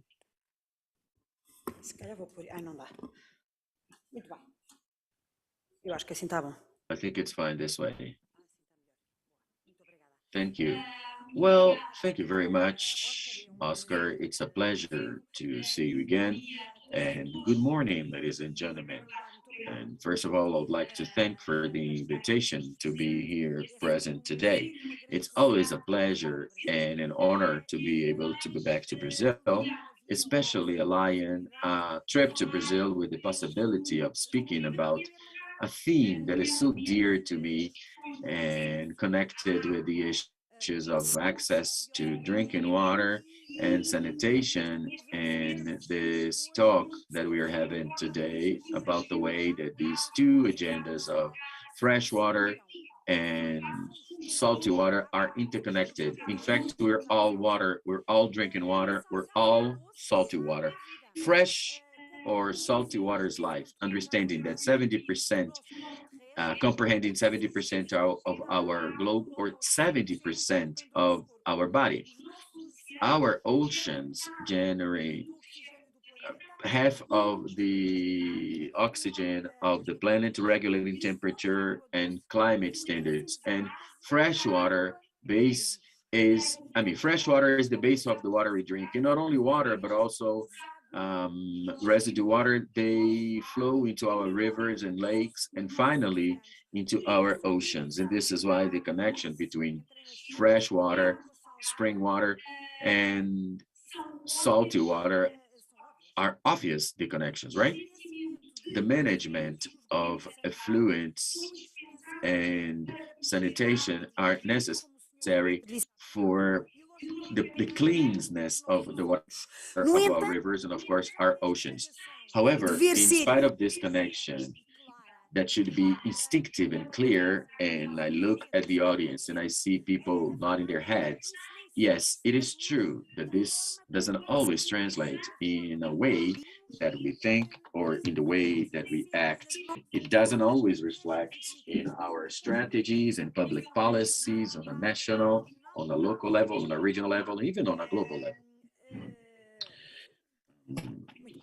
Very well. We knew that children under 5 have an average more than 20 times more likelihood of dying of issues related with insecure water, then conflict, armed conflict, or that the annual economic value of the oceans that it is equivalent to the biggest economy of the planet. And there is also an estimation that 70% of the problems that are created by climate change are related with water. What motivates us and everyone here in this physical and in this live and online rooms? Well, regardless of the motive, regardless of your passions, regardless of your political aspirations, regardless of the problems that you have to solve, nothing is possible without thinking of water first. Therefore, I am here as a water defender. I should be dressed in blue, but my heart is blue. So I'm a defender of fresh water and salty water because we can have one without the other. It is through water that we have life. Without clean and safe water and without sanitation, we are not able to ensure our own health or the health of our beloved ones. It's simple interventions that transform and save lives, that transform and save economies, and then bring new hope to people and marginalized community. As you know, fresh water, and I would like to leave a warm hug to my colleague. They have been recognized as human rights 12 years ago only, in 2010. So, and last year, we resisted to the knowledge that humans have the right to a clean environment, which includes the oceans, the healthy oceans. Therefore, when we talk about SDG 5, 6, and SDG 14, we are talking about the two main recent human rights that have existed on a global level. On one hand, we have the right to water and sanitation, and on the other hand, the human rights to the oceans, to healthy oceans. Importantes, mas para além de serem do seu estatuto como direitos humanos independentes, devemos entender tanto a água limpa e o saneamento básico, como também os oceanos, como indispensáveis e como sustento para a realização de tantos outros direitos humanos, como o direito à moradia, como o direito à educação, como o direito à alimentação ou como o direito à igualdade de género. Tudo bem? Posso continuar? Para mim, a realização destes direitos humanos básicos deve ser... To me, the carrying out of these basic human rights is the starting point. And considering these issues in the background, it's very quickly evident that the connective power of water needs more attention. It is necessary an integration more deliberated between the two agendas, drinking water and salty water, and this is what we're doing here, because only with the integration of these two agendas will we be able to have public policies that are more coherent, and will we be able to get all of the benefits of the acknowledgement of these two rights. There is a lot to be, so long has been established that the main path to solve the issue of water globally is to improve its governance. And to solve the challenges of drinking water and the oceans, the relevant stakeholders must always to pursue their collective interests and in the long run. And what does it require? Structure of governance, regulation, management, that they are more moving towards the equitative protection, not only of drinking water, but also maritime revenue assets, and also the distribution of the services and benefits related with SDG 6 as well as 14. I'm sorry. The governance of fresh water and the governance of the oceans are areas that are critical through which we are able to improve the sustainable development, not only of the resources, but also of the services of maritime freshwater. And this governance has also made that this political, sustainable, administrative system that will allow for a better management of these resources. Water governance and the oceans governance also has to do with the governments, but also has to do, as we've said today, It has to do with the civil society. It has to do with the private sector. It has to do with the academia. It has to do with all of the stakeholders that are involved and can contribute for these two areas. This approach that was made, that comes from the source to the ocean. They approach the connections between terrestrial ecosystem, deltas, estuaries, and coastal zones and oceans. And using this idea of resource, along with that, we have resources and economical development. It is the intended result, but it requires more political coherence, more coherence of political policy, and more efficacy of these policies. And also, I would like to suggest 3 priority areas in which the decision makers can have better benefits through an integrated approach and a holistic approach. I was talking to a journalist here a few minutes ago, and I was telling her that we can't put fresh water in a drawer and salt water in another. It's as if we're a different system. No, it's the same drawer. And the drawer is the drawer of our future as a mankind, is the drawer of the carrying out of our human rights, and it is the drawer of the sustainable development of the planet. Therefore, the first priority area, protection of the ecosystems for the improvement of global health. We talk a lot about the health of the oceans for the improvement of our health, and we also talk a lot. And I, with the blue heart of fresh water, I talk a lot about the importance of fresh water for the majority of the health of the population. But sometimes we don't talk about the integration of these two waters and the importance of this integration to be able to have better results in terms of health. Even though there is an economic dependence of 3 billion people, 3 billion people all over the globe in regards to the maritime biodiversity, almost 80% of ocean pollution is anthropogenic. And this, Mr. Minister mentioned, from plastic and agricultural residue, but also from non-treated sewage. And the human sewage that is not treated kills the ocean life, hinders our ecosystems, damages the maritime life, and continues to be a threat. The contaminants that are transported by sewage can reach the food chain by polluting agricultural pathways, as well as the seafood. For better results in health, we need not only the drinking water that is treated with quality, but also we need cleaner oceans.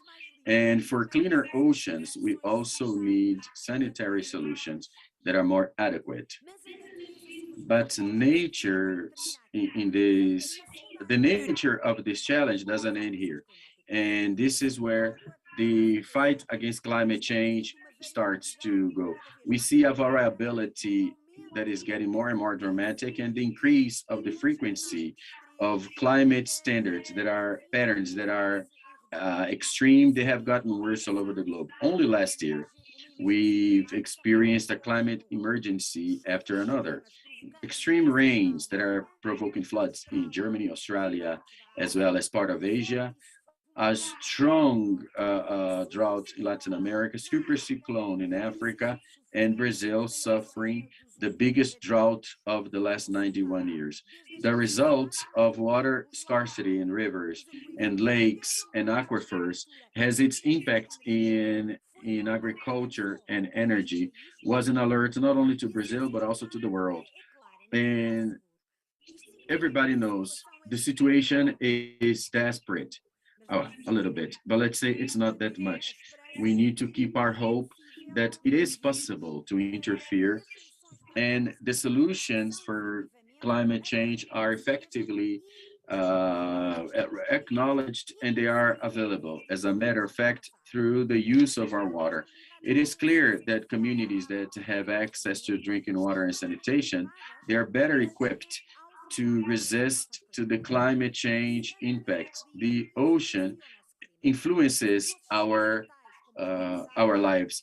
Mangroves, maritime reservations, they can help us to store more than 1.4 billion of tons of carbon per year until 2050 if they are protected and stored. As for drinking water, drinking water everywhere means sanitation system, and I insist on sanitation that are resistant to floods. That means that there would not be contamination of water sources or of the local environment. Yesterday, in one of the meetings that I took part, I was talking about an episode that I had here in Rio de Janeiro on a day in which it was raining a lot and in which the sewage was flooded by the rainwater, and a lot of children were going to school and they were walking through the rainwater mixed with sewage. And one of those images that I believe I'll never forget. So with these functions, there would not be contamination of the water sources. And these functions are available today. And these functions are available today. So the way how we process and treat residue, segment 4 could play a very important role to meet the demand of cities that are in quick expansion. So when we invest in water solutions, we are investing in solutions not only for SDG 14, but also for the SDG 6. This brings us to a very important area, which is the strengthening of our economy. We know that every dollar invested in sanitation, there is a return of at least $4.4 in a reduction in cost in health, as well as an increase of productivity. Furthermore, there is a global gain of 1.4% of the GDP globally. Water and sanitation of quality provide nutrition or nourishment, and ocean water provides, as we have seen in the video, medication, energy, renewable energy, support to jobs or employments in fishery, seafood, leisure, and science. So drinking water and salty water connects economies, supports healthy economies, and transports people and goods all over the globe. But this asset is damaged when this asset is badly administered. And with the lack of treatment, for example, of sewage, there is a threat over the oceans that could lead to a loss of 1/3 of the economical value of the oceans. To close, it is necessary that the decision makers ensure that these connections and this integration be well done, not only on a ministry level, but also on the level of international organizations. The adoption of public policies that are integrated that support the oceans, from the water spring to the ocean, they have the potential of ensuring the adequate management of fresh water as well as sewage, as well as the quality of the water of the oceans. The next year will be the landmark, and I was talking about it a few minutes ago with the ambassador of the Netherlands, the Conference of the United Nations, another conference of the United Nations about water. It's the first conference of the United Nations about water, of fresh water on SDG 6 that is carried out since '76. And one of the organizers is the government of the Netherlands with Kazakhstan. And therefore, this next year, seems to me that it's vital that we align our agendas. And in the first moment, as Ambassador Ramos said, the first moment is here today in Brasilia, in which we are connecting drinking water with fresh water with salty water. Until then, we're going to have the partnership of the United Nations on that will be carried out in Jakarta. So we are looking not only at fresh water, but also looking at the other SDGs And this message that I bring today is the one that I want to bring to Jakarta as well as to the conference of 2023. We need to align agendas, and we can't work only on our in our comfort zone without connecting ourselves to other agendas of sustainable development. We will not get to where we need to. It's like a creek that travels to the ocean. We need to have these meetings so that we can create a momentum in the next 12 months and reach the global agenda of development. Accomplishing this agenda depends on that. I'm sorry, I don't want to talk too much, so I have skipped some pages, and I believe that Brazil could have a fundamental role in this arena. And I would like to remind you, for those who are here with us, that within 2 years, Brazil will preside the G20. And the leadership of Brazil in this forum is fundamental. Many water systems for the consideration of the 20 best economies on the planet.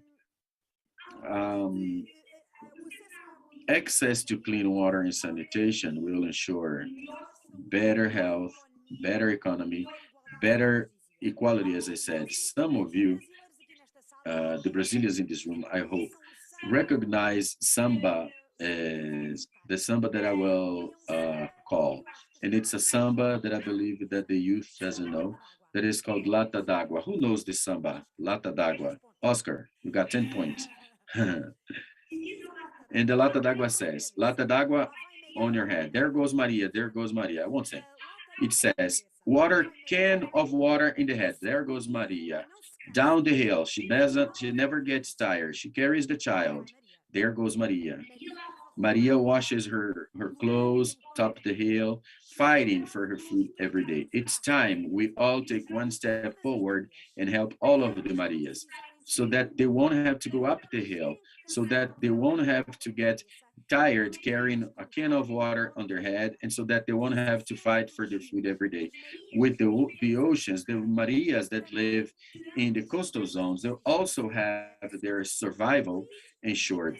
This is why we invite you to come together to ensure that not only drinking water, but also sanitation for everyone, but also the right for a healthy environment is present everywhere, and that is a reality of everybody. Thank you very much.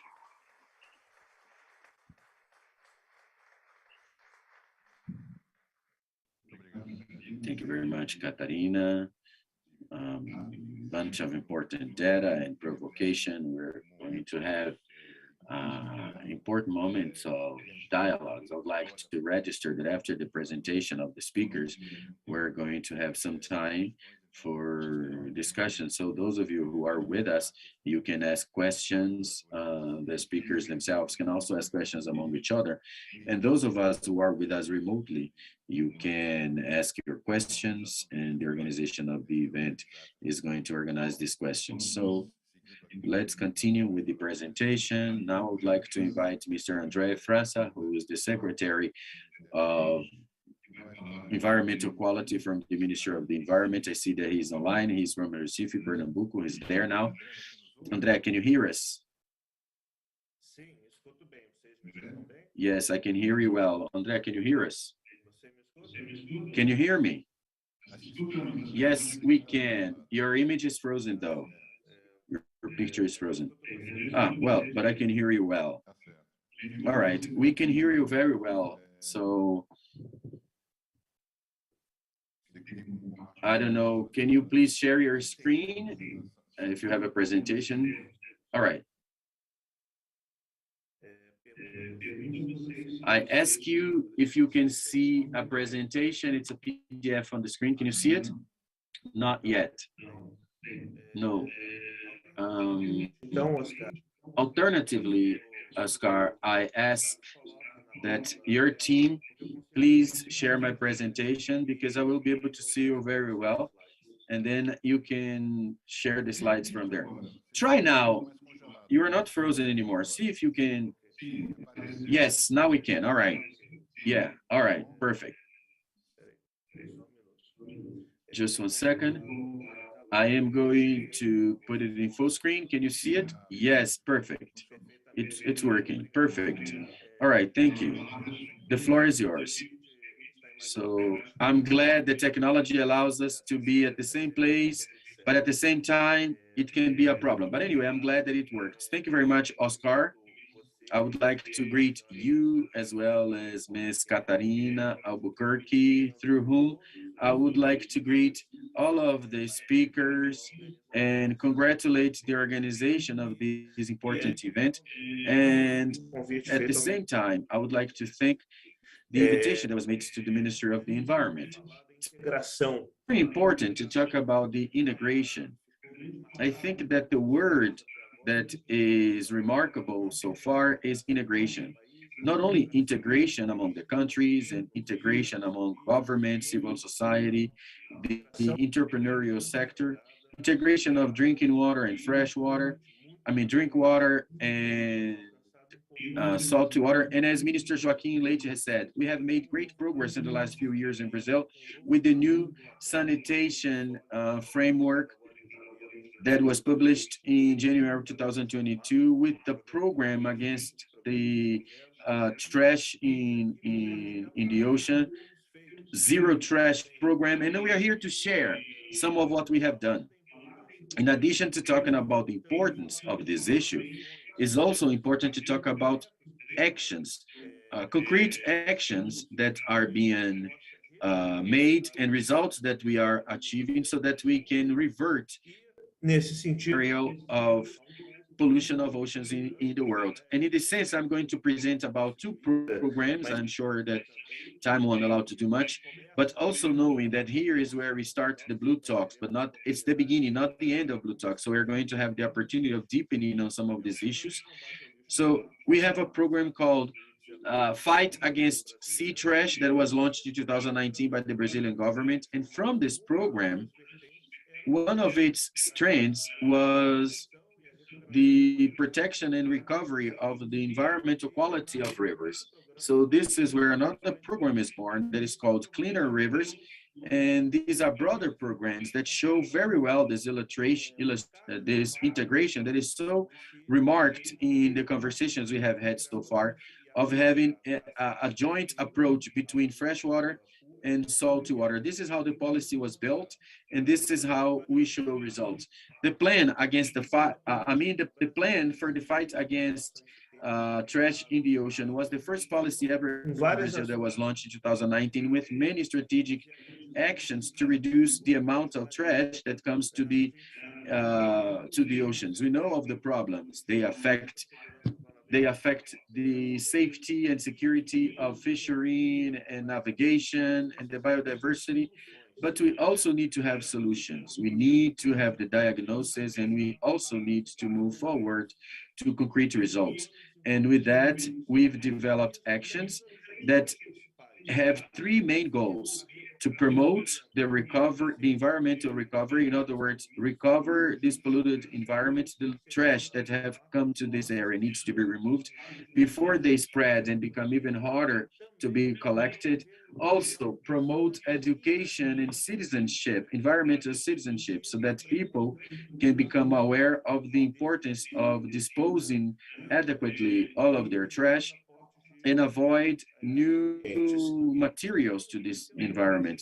And a third objective is that every action of environmental recovery is an action of research, since it allows for the gathering of information and that feed the database of the Ministry of the Environment, and that by its hand guides in a more assertive fashion the actions that are necessary to tackle the root cause of the problem that resides in the need of the improvement of the management of solid residue. So with the launching of the program, we've created this form. I ask if you can see the form on the screen. Yes. Thank you. So we have standardized the way of receiving these pieces of information. So instead of hiring a great study to do a great diagnosis, we just rolled our sleeves. We went through the actions, and through these actions, we've collected primary data that serve as important inputs for the improvement, not only of the policies, but also of the actions that are carried out by, in the front line by the main stakeholders. So in this form, it's possible to characterize the action, how many people were involved, what was the residue that was collected, what kind of residue was more found in certain actions. And so on the back of the form, we have many different products that allow for this accounting. And we have put these numbers together. In addition to cleaning the area, we also have precious information to guide the actions that will come afterwards, fighting the root cause. There is an electronic form through which the information is launched, and it feeds a data bank that is available in the page of the ministry through this panel of results. So here it's possible to see all of the results that have been reached since the launching of the program in 2019 until the current age. This is data that Minister Joaquim Leite has presented, and here you can see more details. It also leaves you the link for those who are interested in learning more about the program. So you can see that since the launching of the program, we have had 400 task forces with the collection of 450,000 items, among which we call our attention to 308,000 items were plastic. This mobilization encompassed 33,000 participants with a total of 274 tons. And the panel, in addition to collecting, and every blue dot that you see, every blue point that you see on the map corresponds to one action that was carried out. And in addition to the actions that the ministry does lively, we started to notice a great number of actions that were inspired from the program and that are already being carried out in a voluntary fashion, which increases this belt of isolation per se, with good actions of environmental recovery. We've also talked about cooperation. So very shortly, I mean, not so long ago, we had a discussion with the Minister of the Environment of Argentina that upon knowing the program, wanted to bring the program to Argentina, and we are discussing bringing the program to Argentina now, and also bring Uruguay. And our ambition is, until the Ocean Conference, have these two countries that corresponds to the great part of the coastal zone of the southern belt with these actions. With these actions, we want this region to remain as one of the best regions on the planet. These are some of the images from all the information that we have put together. Once we gather some plastic items, we account for everything.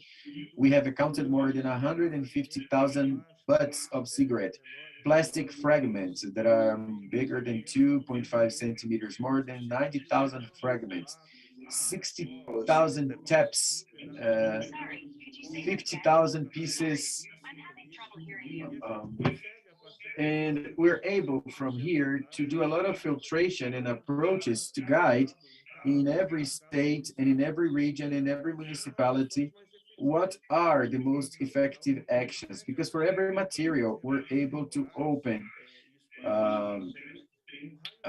We can also have an X-ray of what was found in that place. So here, for instance, you can see that certain cities such as Itabuna in Bahia, they have a profile of what has been found that is different from Rio de Janeiro. And this guides the public policy because you have with more precision to work in group work, in working groups, and we have especially protections in areas that are protected, such as in the coastal areas where the actions are intensified. Here we have an example showing the coast of Pernambuco and Alagoas, and also in the region of Abrolhos, where actions are intensified. And so it allowing me now to go more quickly so that we don't go ahead of the time that was allotted. We've also developed content to train people in terms of conscious conduct in the coastal zone. This training through long distance education has had more than 2,800 subscriptions. This is a program that allows for a certification, a practical guide for cleaning task force in rivers and oceans, showing what needs to be done before, during, and after the action. We're also developing, and we hope to launch until the conference, an app that for the organization, preparation, and carrying out of task forces with georeference information, as well as the account of the results integrated to the website of the Ministry of the Environment, engaging people to act in an assertive and participative fashion. And also we are developing an app called Clean Beach that we are going to launch before the conference that shows the conditions of the quality of the water on the beach, integrating and allowing for the interaction of tourists and people who go to the beach through indicators, as well as an approach that is very friendly, so that we can also have georeferenced all of the results of quality of the water, fostering municipalities to seek certifications such as the Blue Flag and others. Here we have some pictures of the task force, and to finalize, there are many actions that are carried out all over Brazil. So what was signed as a commitment in the SDG 5 is that until 2025, we have a commitment, and this plan in Brazil is already in place and in execution, always seeking continuous improvement. It's by doing that we learn, and also show the broader of the fight against dirty rivers that is called Clean Rivers, that has had many actions in rivers in Brazil. The first one in September of 2021 in Pantanal, where we collected 12 tons of trash in the Pantanal, leaving this important biome very clean. In the picture, you can see a boat with all of the materials that were collected. Here we have 500 families together in this great environmental cleanliness that also left the seed of the importance of preserving the environment. We've also had actions in Paraguay, Araguaia, Tapajós in the Amazon, as well as Ceará, Paraíba in the last weekend. And here is to have some illustrations of these actions where you can see the mobilization that was done. Sometimes you have some participants, such as this alligator that is here, that makes us be even more objective in our actions, because they are watching us to make sure that we are doing our job, but at the same time providing security. And here we have all of the community involved. It is very important that the local community gets involved, because this is the kickoff. Conservation and the improvement of the quality of these environments depend on the involvement of these people with the support of the public power and the civil society. Here we have pictures of the Araguaia River, here in Guajará-Mirim, with the support of SEDAN, Secretary Marcelo, who is with us now. Here is Rio Tapajós, Sambarino, Pará. Also, we have more images of Pará. And here we've done now in this last weekend in Saiowá River and Paraíba River in João Pessoa, where a lot of electronic material, plastic, and other materials were collected, that along with other programs such as zero trash and reverse logistics, as the minister has mentioned, we have been able to get good results, and we are sure that we are going to reach June in the Oceans Conference, bringing concrete advancements in this area of the Southern Atlantic, and also open to hear the experiences of other countries. This exchange is very happy. It's very good, and supports the constructions of guidelines that allows us to have cleaner oceans. I hope that this source of life and wealth is preserved, and that we are able, in this occasion, to share and also learn about new approaches that can contribute for more results. Next week, we're going to be in Senegal in the World Water Forum, and we're also going to leave the seed. Why not dream with countries of Western Africa, integrating them in this agenda, creating this belt of isolation in terms of concrete actions and measures of recovery, preserving this important ocean area of the Atlantic, Southern Atlantic, and keeping our oceans as clean as possible. These are our contributions. Thank you for the opportunity provided. And the Ministry of the Environment is willing and able to contribute for the success of this conference. Thank you very much. Thank you very much, Mr. Andre. We leave Pernambuco, Recife, and now we're going to Kenya, where we're going now to have the intervention of Nancy Caridito. I don't know if my pronunciation is correct. She is the main secretary of Transportation and Maritime Issues for the Ministry of the Infrastructure and Public Constructions in Kenya. She is going to speak in English since Nairobi. I don't know if she can hear us. Yes, she is. Yes, I can. Thank you. It's okay? Yes, I can hear you. Yes, perfect. Okay, fine. So the floor is yours. Thank you. Thank you very much. Greetings from Kenya. It's almost evening. Thank you very much for this opportunity. Distinguished panelists, organizers, participants, ladies and gentlemen. First of all, I want to thank you for giving me an opportunity and my country to address this Blue Talks outreach event ahead of the United Nations Ocean Conference. Allow me to share just a few remarks on the links between SDG 6 and SDG 14, connecting freshwater and saltwater. But before I proceed, let me acknowledge previous speakers who have given us very interesting presentations, very insightful and quite invigorating. And we hope that, the takeaways will help us into the dialogue going further. Just to mention to Madam Katarina, I thought Maria lived in Kenya, but I see that Maria also lives in Brazil. That was quite interesting to note. Let me say that as we are all aware, around 70% of the Earth's surface is covered by water, and the oceans hold about 97% of all Earth's water.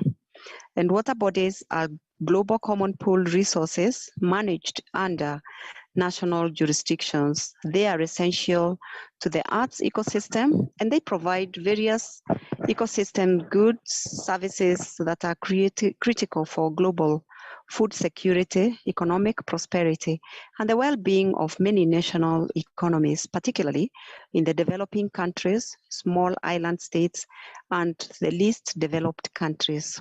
But sadly, despite this potential wealth, water bodies are faced with an array of human pressures that threaten the sustainability of the marine ecosystems, goods, and services. An issue of key concern is water pollution and deteriorating water quality, driven by population growth, urbanization, industrialization, as well as the expansion and intensification of agriculture. Water pollution and the degradation of water quality translates directly into environmental, social, and economic risks, impacting human health, limiting food production, reducing ecosystems functionality, and also hindering economic growth. These impacts have not gone unnoticed, and the world targets to improve the quality of water through Sustainable Development Goals 6 and 14. As we are aware, SDG 6 focuses on ensuring availability and sustainable management of water and sanitation for all, and in particular targets to 1, improve water quality by reducing pollution, eliminating dumping, and minimizing release of hazardous chemicals and materials, having the proportion of untreated wastewater add substantially increasing recycling and safe reuse globally. It also targets to implement integrated water resources management at all levels, including through transboundary cooperation as appropriate, and also to protect and restore water-related ecosystems, including mountains, forests, wetlands, rivers, aquifers, and lakes. At the same time, SDG 14 focuses on the conservation and sustainable use of the oceans, seas, and marine resources for sustainable development, and inter alia targets to prevent and significantly reduce marine pollution of all kinds, in particular from land-based activities, including marine debris and nutrient pollution. It also targets to sustainably manage and protect marine and coastal ecosystems to avoid significant adverse impacts, including by strengthening their resilience and also to take action for their restoration. The set of targets that were included under SDG 14 cover a wide range of issues which exhibit close interrelationships. The majority of action type targets can have negative or positive impacts on the recipients of the action, and also the majority of outcome type targets can be affected positively or negatively by many policies or measures, in all cases depending on the thought and care put into the design of the measure and the effort put into its implementation and follow-up. Adaptive management, which includes regular monitoring of the ecological, social, and economic impacts of the management action, is therefore important to ensure that management achieves its objectives and avoids unintended negative consequences. Ladies and gentlemen, the major sources of marine pollution, like we have seen with other speakers, include the discharge of untreated domestic wastes, nutrient enrichment resulting from agriculture runoff, and also marine litter. To achieve water quality related targets under both SDG 6 and 14, there is therefore need to, 1, improve wastewater management through cross-sectoral and institutional collaboration, like we have seen with the immediate past speaker, harmonization of policies across economic, environmental, and social agendas, develop national programs of action to define management strategies for the pollutants, enhance the capacity of national authorities on wastewater management, and conserve natural ecosystems to adopt sustainable agricultural and other land use practices. Most important, harmonize legislation and policies regarding agriculture, water resources, and the environment, and most important again, to create awareness among the main stakeholders and the general public. The wastewater originated from industry and agriculture also pollutes marine ecosystem through the discharge of hazardous chemicals, pesticides, and fertilizers into streams and oceans, which then find their way into the ocean. Wastewater, both industrial and residential, and agricultural runoff also cause pollution of the sea. Local national wetlands protect water quality by trapping sediments and retaining excess nutrients and other pollutants, such as heavy metals that may otherwise end up in the sea. Ladies and gentlemen, the United Nations Convention on the Law of the Sea, under Article 207, sets out the obligations for states to protect and preserve the marine environment from land-based sources of pollution, including from rivers, estuaries, pipelines, and outfall structures. We are aware of the historic resolution that was made at the resumed fifth session of the United Nations Environment Assembly, UNEA 5.2 in Nairobi, to end plastic pollution. Heads of state, ministers of environment, and other representatives from 175 nations endorsed the development of an international legally binding agreement that addresses the full life cycle of plastic from source to sea. This agreement will help strengthen global coordination, cooperation, and governance to take immediate actions towards the long-term elimination of plastic pollution in marine and other environments, in effect complementing SDG 14. Allow me, ladies and gentlemen, as I conclude, to once more thank the organizers for this opportunity to participate in the outreach event ahead of the United Nations Ocean Conference, and also the participants for their kind attention. The Ocean Conference will be co-hosted by the governments of Kenya and Portugal, and we provide a platform for concrete deliberations on how to address the various challenges facing the oceans. I encourage all of you to participate in this conference, slated to be held from 27th of June to the 1st of July in Lisbon, Portugal. And I look forward to seeing all of us there. Thank you all for your attention. God bless you. Thank you.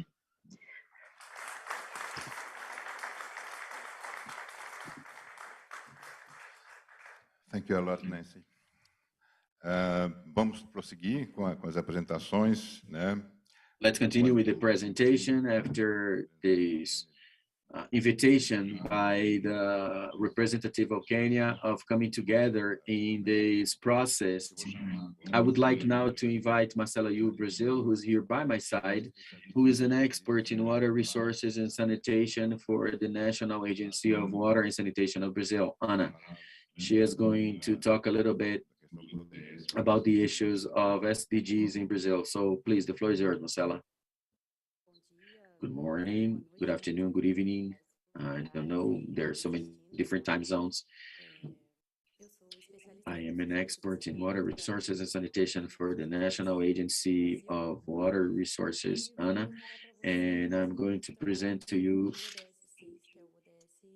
Água limpa e saneamento. E agradecer a oportunidade de estar aqui nesse evento de suma importância. A ANA implementa a Política Nacional de Recursos Hídricos no Brasil, coordena o Sistema Nacional de Gerenciamento de Recursos Hídricos e institui as normas de referência para a prestação dos serviços de saneamento básico. Essa última atribuição veio com o Marco Legal do Saneamento, recentemente, que é a Lei 14.026 de 2020. Ela é o ponto focal, junto à ONU, para a maioria dos indicadores do ODS 6. Alguns indicadores têm outras instituições como ponto focal, como o Ybáñez, o próprio Ministério do Desenvolvimento Regional, e a ANA faz esse papel do ponto focal junto à ONU para reportar os indicadores, o monitoramento dos indicadores do ODS 6. Dentre os parceiros, nós podemos destacar o Instituto Brasileiro de Geografia e Estatística, o Ybáñez, o Ministério da Saúde, o Ministério do Desenvolvimento Regional, o Conselho Nacional de Recursos Hídricos, que é o CNRH, e o Serviço Geológico do Brasil, que é a CPRM. A Agenda 2030 ela é composta por 17 objetivos com um horizonte de atingimento até 2030, e ela é uma agenda muito mais integrada do ponto de vista da interação entre os objetivos, né, em relação àquelas que a gente tinha dos ODM, né, antigamente, os Objetivos do Desenvolvimento do Milênio. Então, o ODS 6, ele se relaciona com os... Passando os slides. Desculpa, eu esqueci que eles que passam no slide. O ODS 6, Água Limpa e Saneamento, ele se relaciona com todos os outros objetivos de alguma forma, e alguns deles têm maior proximidade, como o objetivo 7 de energias renováveis e o objetivo 14, que é esse que nós estamos tratando hoje também, né, de conservação da vida marinha. Próximo, por favor. Durante os anos de 2020, 2021, nós avançamos muito com o monitoramento dos indicadores do ODS 6, com a atualização, o aprimoramento metodológico e o preenchimento de lacunas no cálculo dos 11 indicadores desse objetivo, além do atendimento a diversas demandas da coleta de dados das agências de custódia junto aos países. Em março desse ano, será publicada a segunda edição do relatório, no 9º Fórum Mundial das Águas, em Dakar, no Senegal, e também vai ser lançado uma versão mais atual do painel do ODS 6. Nós tivemos o primeiro relatório da ANA publicado em 2019, e agora estamos publicando a segunda edição desse relatório, que constitui indicadores atualizados, com séries históricas atualizadas e metodologias mais consolidadas em relação à primeira edição. Tivemos um amadurecimento grande na confecção desse novo relatório, dessa nova versão, junto aos parceiros, principalmente, que colaboram com dados e também com o cálculo dos indicadores, né? Eu tenho vários indicadores, né? Como o tempo é curto, eu trouxe um extrato, né, dos resultados mais atuais, que é esse slide agora. O próximo slide, por favor. Esqueci de novo. Temos indicadores relacionados ao saneamento, que são 611, 621, que é de acesso à água potável e também de acesso aos serviços de esgotamento sanitário geridos de forma segura. Temos indicadores de quantidade e qualidade de água, que tratam da qualidade das águas e também de eficiência do uso da água, de estresse hídrico, e também os indicadores de gestão, que tratam da gestão integrada dos recursos hídricos, tanto dentro do país como em relação aos países vizinhos, e ecossistemas também relacionados à água, indicador que trata de alteração na extensão dos ecossistemas relacionados à água ao longo do tempo.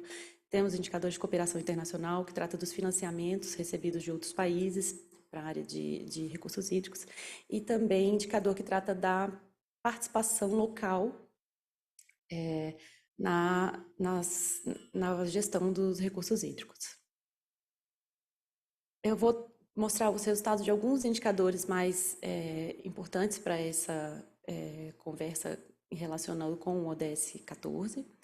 E um deles, o primeiro, é o de evolução da população que utiliza serviços de água potável geridos de forma segura.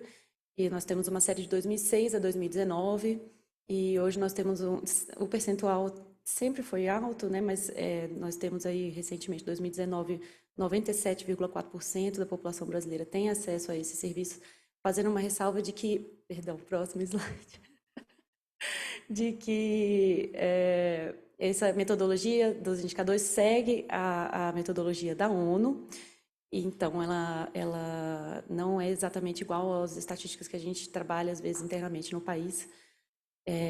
Esse indicador é desmembrado por região geográfica. Nós vemos a evolução bem nítida da região norte e a região nordeste, atingindo patamares cada vez maiores ao longo dos anos. E também temos algumas lacunas nesse indicador, que é considerar a acessibilidade da água, não só se a água está... ele considera a acessibilidade, não considera a intermitência, né? Qual é a periodicidade que aquela água chega para as pessoas, né? Isso é uma lacuna que a gente vem tentando suprir com os dados do SNIS, que é um sistema de informações de saneamento do MDR, e também trata também da qualidade da água, se essa água é uma água de boa qualidade. E para esse dado de qualidade de água, nós utilizamos os dados do CISÁGUA, do Ministério da Saúde, e um parâmetro que é o ECOLI.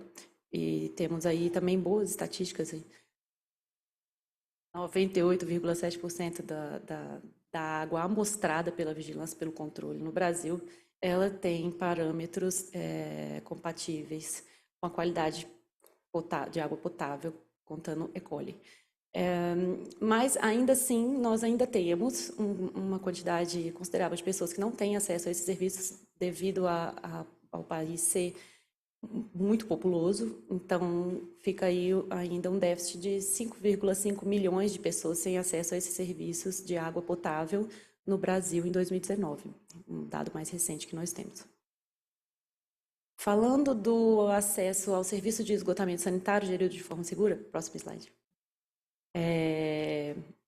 Nós tivemos um aumento considerável desse percentual nos últimos anos, fazendo uma ressalva aqui também que esse indicador ele utiliza as fossas sépticas também no seu cálculo, não somente rede de coleta e tratamento de esgoto convencional.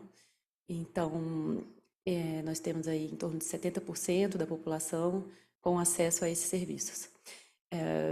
Eu também, olhando por região geográfica, nós vemos que algumas regiões têm percentuais mais baixos, como o Norte e Nordeste, e mas no geral todas vêm crescendo ao longo dos anos.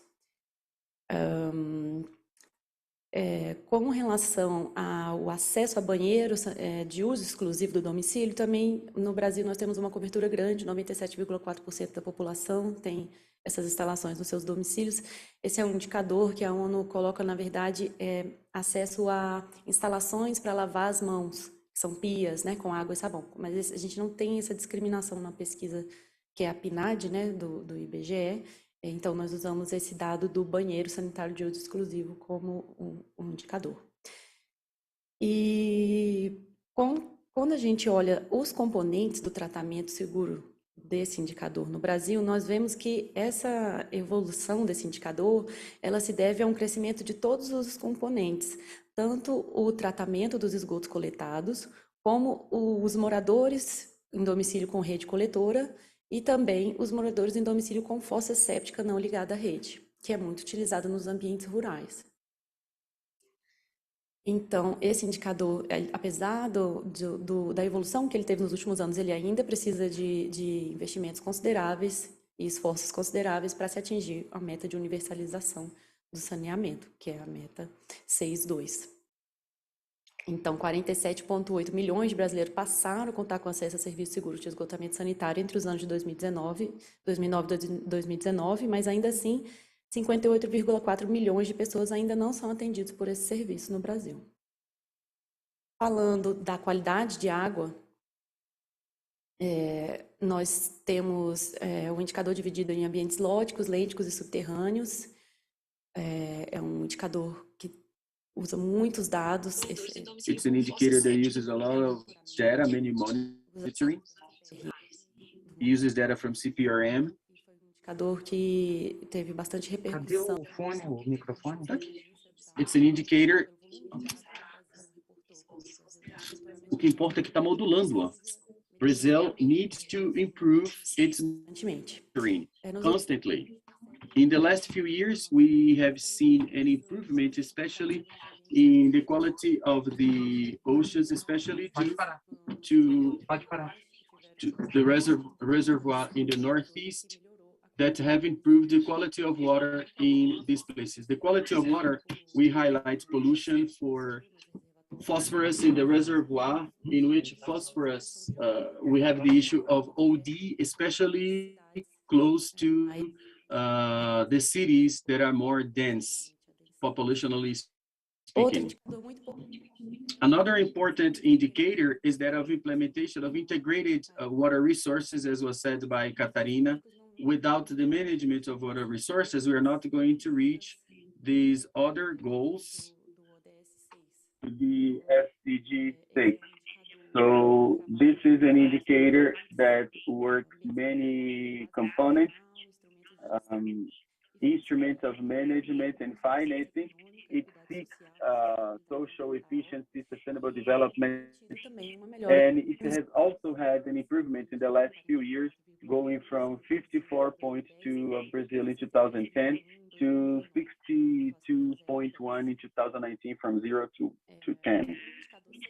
The indicator 661 is an indicator that deals with the change in the systems related with water a long time. These ecosystems that are considered in these indicators are ecosystems of fresh water, except for the mangroves that are hybrid.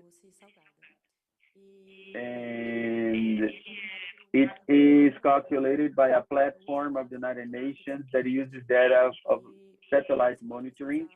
And you can research data for Brazil, for the basins, for the states, separated by the ecosystems, the lakes, rivers, and the humid areas and mangrove, and also the data on water quality. This platform brings everything. I didn't put it all here because there's a lot of data, but I put general statistics that 21% of the Brazilian water basins have had some intensive change during this period, until 2020. And also we highlight to Brazil the losses in rivers, extension and gains in seasonal rivers and artificial reservoirs. This indicator brings some case studies that are that really calls your attention, and one of them is the global declination of mangrove areas. And the current rate is similar to the natural forest in Latin America and the Caribbean are the runner-ups in terms of the regions of the biggest world regions in the loss of these kind of ecosystems that are essential for the maintenance of the coast environment. They serve as nursery for maritime life, and they protect the coast. Next slide. I've forgotten so many times. I hope you're not lost. I am the only one who's making the live presentation with the PowerPoint being exchanged or Swift being handled online.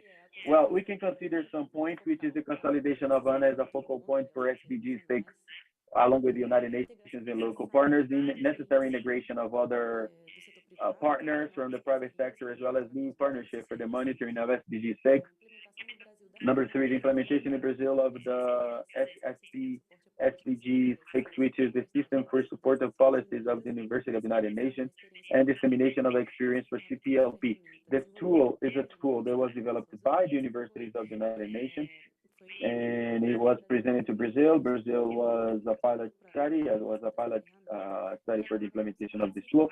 And now we are going to participate in the beginning of April in Portugal, Lisbon, of the meeting of the directors of the water resources of CPLP, in which we are going to present a workshop on Brazilian experience in regards to the calculus and monitoring of SDG 6 to the countries of Portuguese-speaking countries. We'd also like to highlight the positive evolution in most on the periods of analyzed data. However, we'd like to highlight that there is still a lot of effort and financing, especially to be able to reach the SDG 6. Especially, we can talk about directioning of greater effort in interface with the new PNRH, which is the National Plan of Water Resources that recently was launched. The PNSH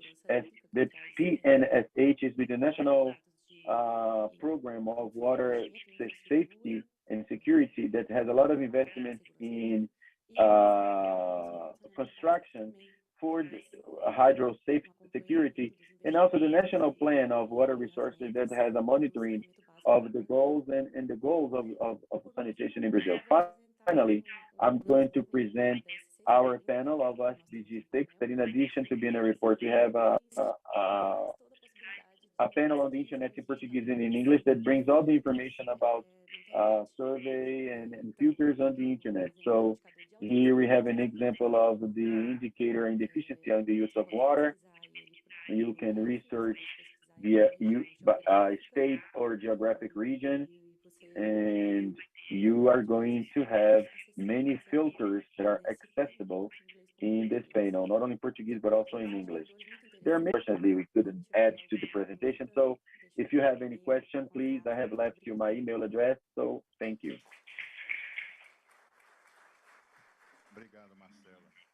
Thank you, Marcela. This panel is available on our website, right? It will be implemented next week. Okay, good. Semana que vem se atualiza. So next week, you are going to update the information that was presented by Marcela. Let's move on. Now we leave Brazil, we go to Portugal. I would like to invite Professor Leonora Amaral. She's connected with us via the internet. She is a professor at the Center of Sustainability in the National University of Nova University of Lisboa. Can you see us, Professor? Are you good? Yes, I can. Thank you very much. Please go ahead. The floor is yours. Thank you very much. I would like to start by saying that I feel very honored to be in here today in this first Blue Talk in such an important conference, such as the Conference of the United Nations for the Ocean. So it was a great pleasure that I am here. And I would like to start by thanking the organization. for such efficiency and professionalism in putting together these events. Also, I would like to greet the moderator of the panel, Mr. Cordeiro, and all of the other players who are in the panel. So I would like to greet everyone and say thank you, and I'm very happy to meet you and also for this opportunity. So this is an important moment for me, and because I think that more than ever, we need to promote the connection of the SDG 6 and 14. I don't have a presentation, but I have in my favor the factor that Nova logo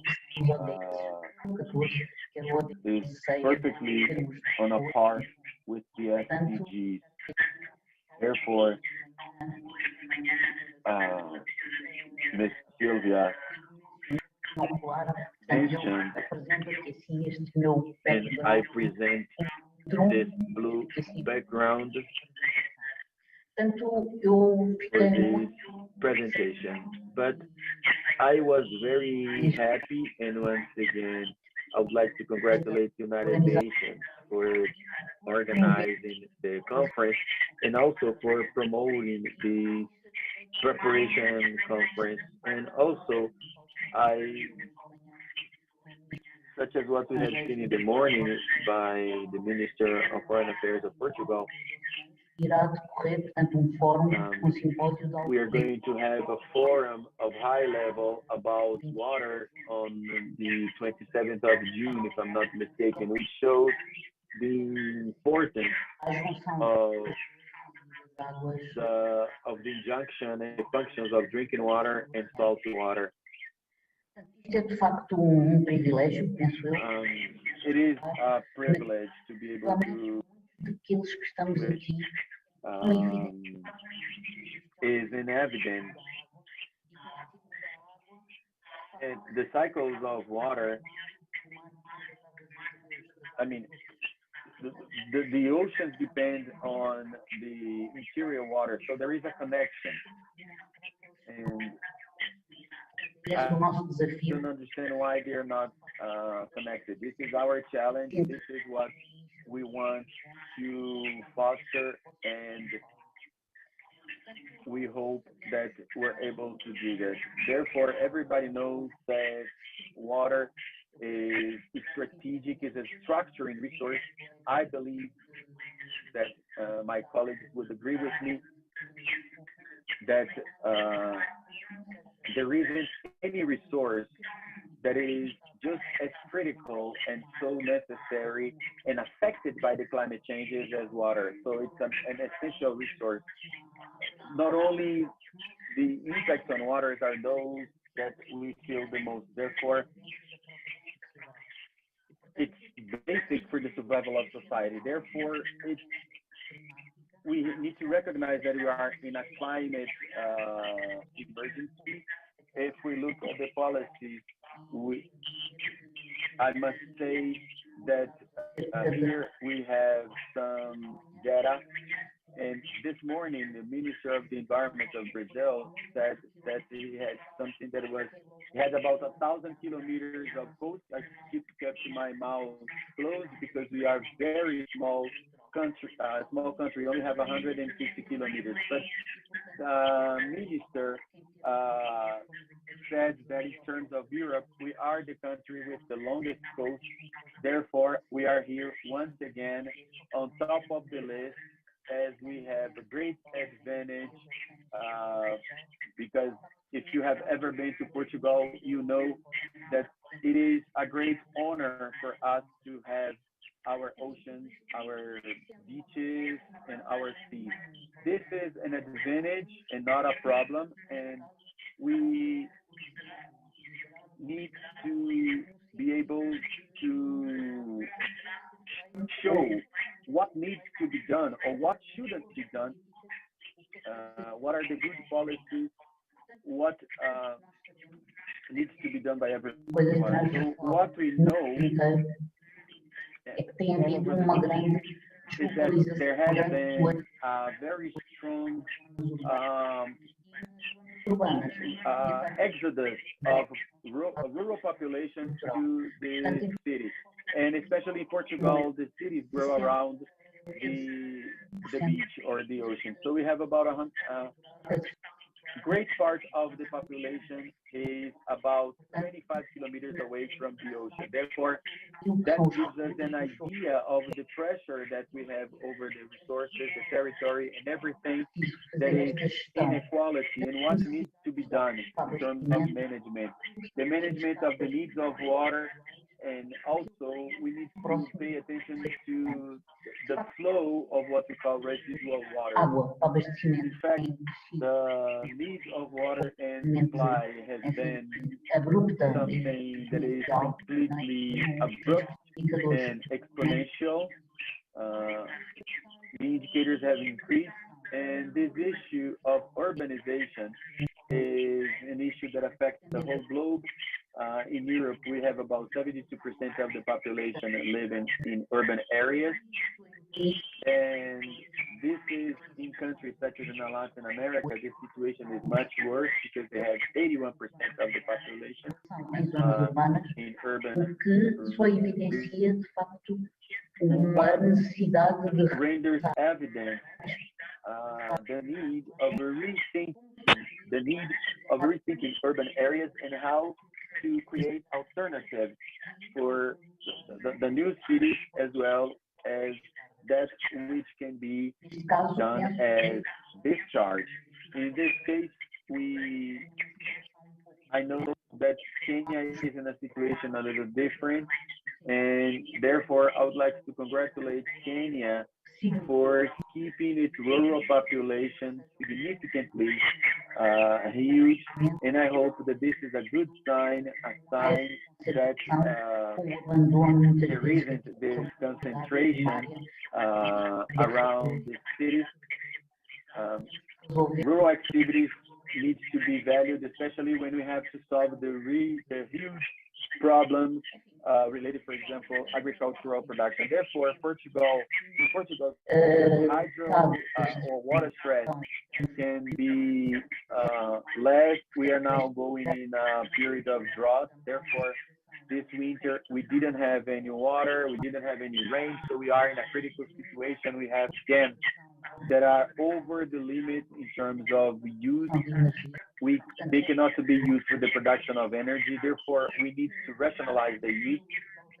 We have, Portugal is going to be one of the most affected countries in terms of increasing its capacity because of the climate change. And I believe that all of this will mobilize all of the mechanisms and all of the efforts for the construction of a society so that we can more and more make a transition to renewable energies, undoubtedly. But in fact, we have an experiment we have this asset that needs to be taken care, which is water. But we know that agriculture is one that makes the most use of water. We also have the privilege. I think that we are privileged because we all open a tap and we have water, and we also know that when we need water, we know exactly where to find. But we know that this is the reality of most of the population in the world. So there are a lot of people who do not have access to water. There are a lot of children that die, many mothers who die because of issues related with lack of water and also the lack of good water supply. So this is why I value all of the work that has been done by all the group, by Catarina Albuquerque and Mr. Tiago also, and I couldn't fail to mention and also thank him for all the support that has been done in this effort to have this meeting done. All of these initiatives, when we think about the SDG number 6, I believe that this SDG, as Marcela mentioned while talking about Ana, I mean, SDG 6 relates very almost evidently with many other. I mean, when we talk about sanitation, we're talking about eradicating hunger. We're talking about better health. We're talking about better education. We're talking about the decrease of gender issues. In other words, gender equity.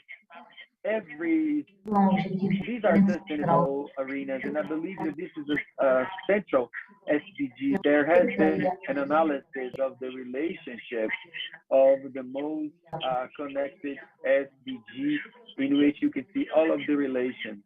And out of curiosity, from the standpoint of the institutional mechanisms or everything that is related in terms of political policies and also the authorities that have the competencies in the area.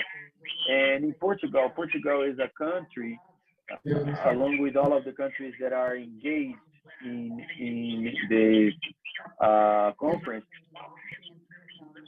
Portugal has made great efforts in terms of changing its indicators of sanitation. We have made investments and now we have about 96% of coverage in sewage, and I believe that Brazil is also involved in this sense.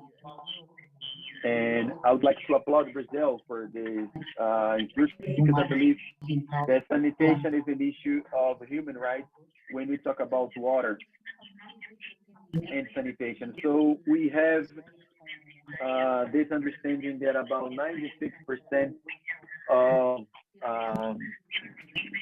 we need to reach our levels of sanitation to a much higher level.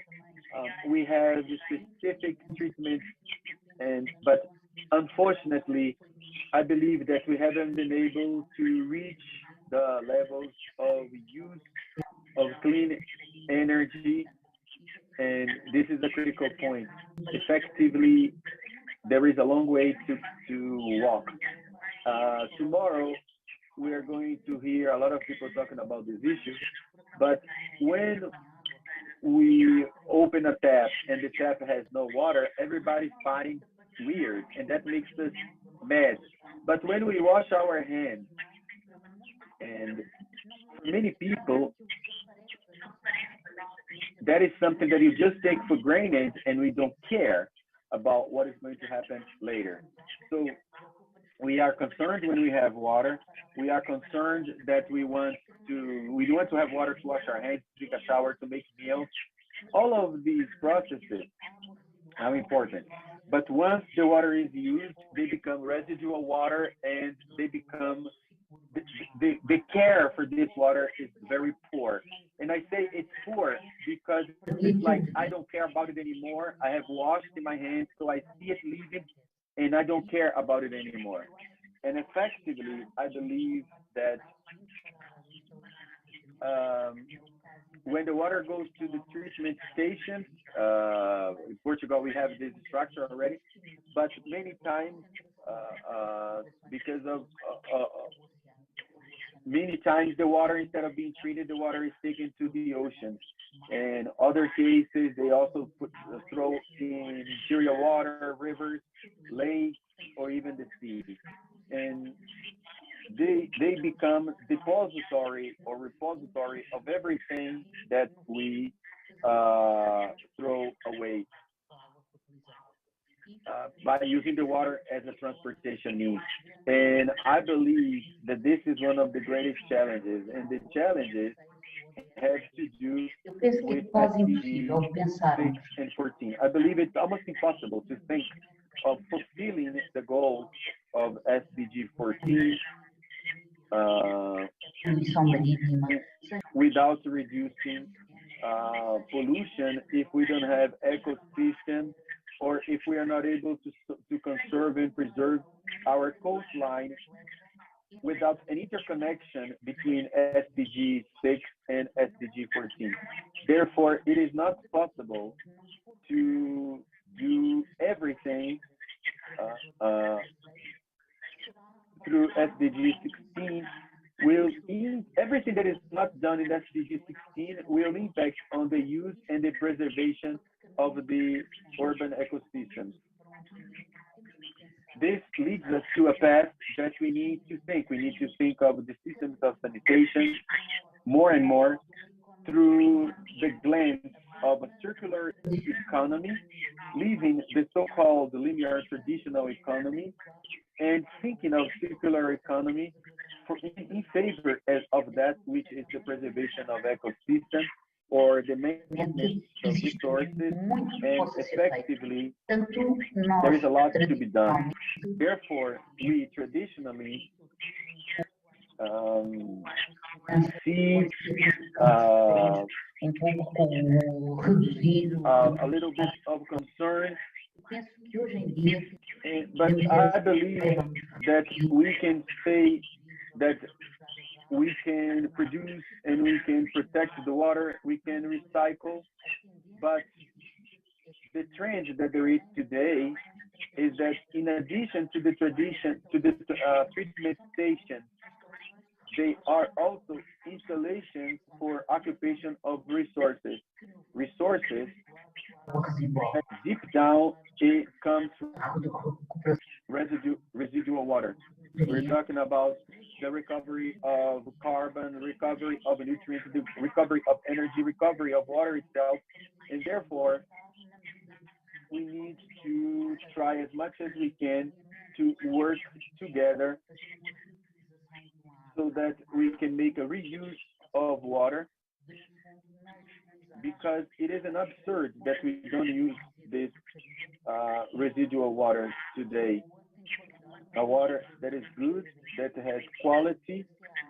So this is the water that we use. Water that was abstracted, water that went through treatment, water that went through scrutiny, and this water is the one that we use for transportation. This is wrong, irrational.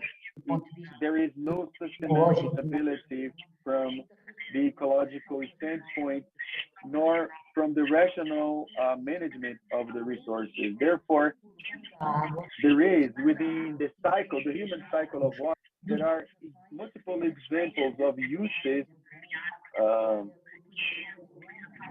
which is the use of the water that is produced in the station. So there is a valuing of the product. With this valuing, we can recover all of the nutrients, such as phosphorus, that is a scarce nutrient. We can recover all of the nutrients. All of the nutrients, they can be recovered and deep down avoid that they are thrown away. In addition, we also have other challenges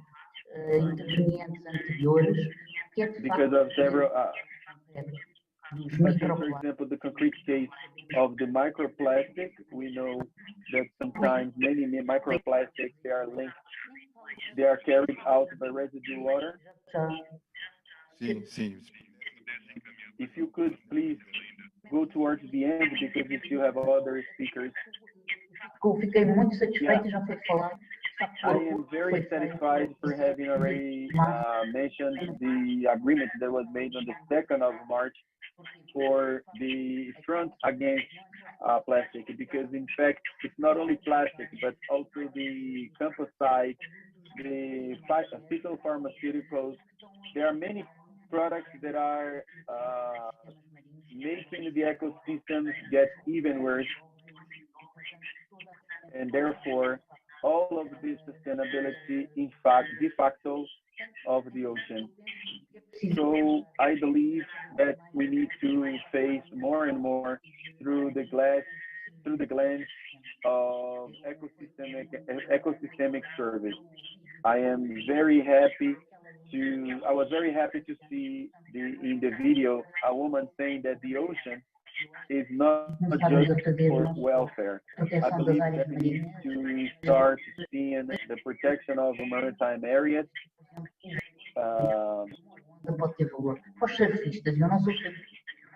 I don't know, maybe we need to see the value. If we were to see the value of waves value, and if we don't take care of our oceans, waves will be lost. Thank you very much for the opportunity. The interpretation apologizes for the sound.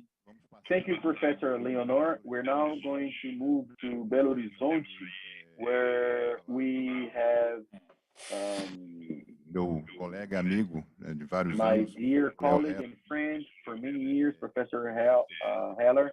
Sim, já. I don't know if he can hear us. Professor Leo, how are you? The floor is yours. Obrigado, Oscar. Thank you, Oscar. I would like to greet you and greet especially Catarina do Albuquerque.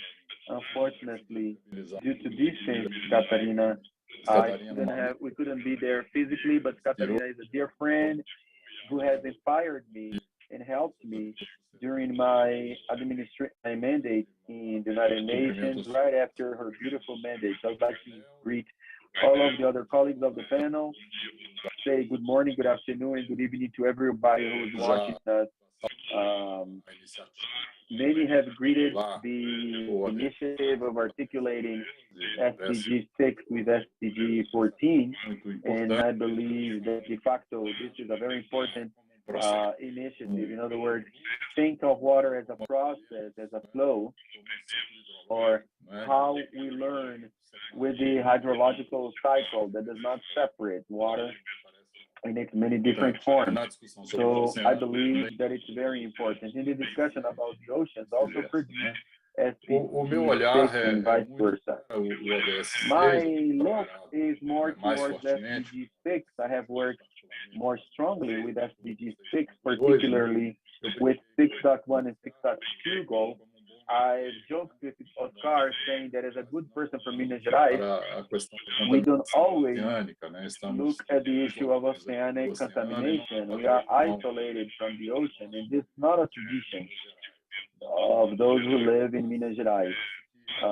But I believe that as we look at SDG 16, we have many possible articulations with SDG 14, as has been so much explored here in this panel.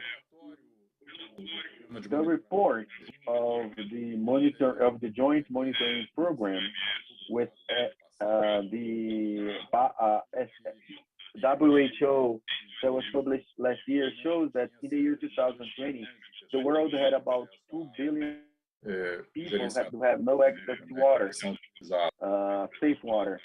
E 3,6 bilhões. And 3.6 billion people, I'm talking about billion for Portuguese, that's million, that people that have no access to sanitation. And this has many implications to the ocean. I am not going to discuss much the idea that many of those who have access to water use water from the ocean, and it's possible that this process broadens because technology has improved more and more. But more important ever is the fact that these 3.6 billion people, direct or indirectly, they affect the quality of oceanic water. And even those that have access to sanitation services, 4 billion people, we know that even though the sanitation is adequate with treatment of residue water, that these treatments are limited and they're not able to remove microcontaminants or even pathogens.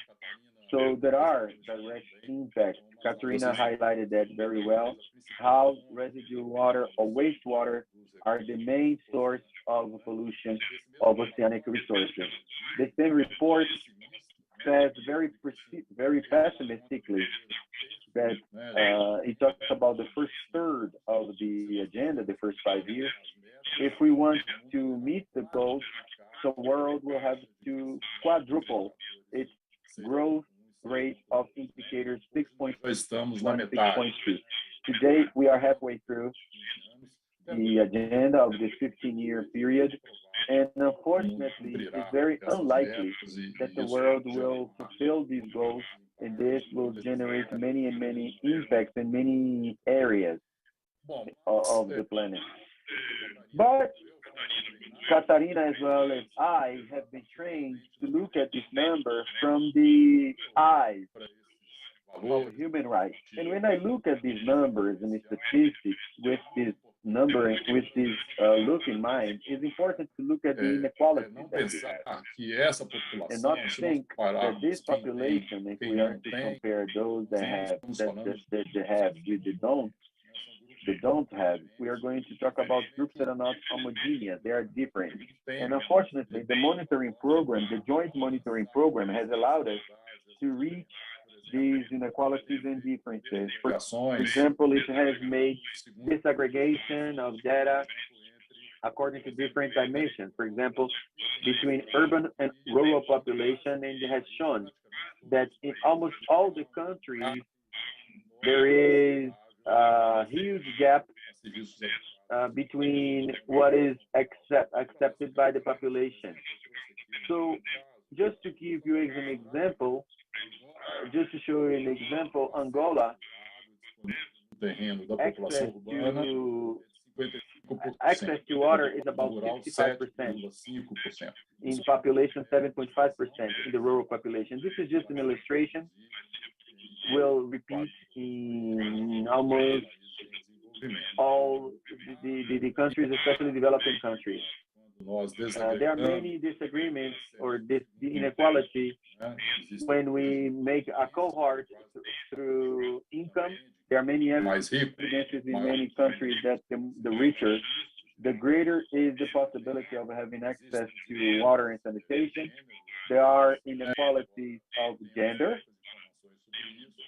Even though we don't have much information about that, one of the disaggregation that the program does is in Sierra Leone, and it shows that out of every 4 people that seek water out of their terrain for their supply, out of every four, 3 are women or girls. This is just an illustration of how it's so damaging to the access and the welfare of women and girls when there is lack of adequate access. We could also discuss about people who consider themselves non-binary or transgender in access to restrooms and water in public spaces and spaces out of their own homes.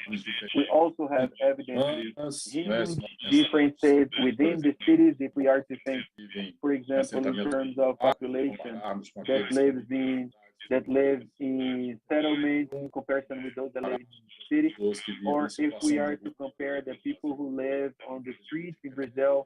Unfortunately, this is a growing number because of poverty, and access is almost non-existent in comparison with access to in comparison with those that have access because they live in formal cities. And also, it is important to think that these dimensions of the inequalities do not occur in an isolated fashion.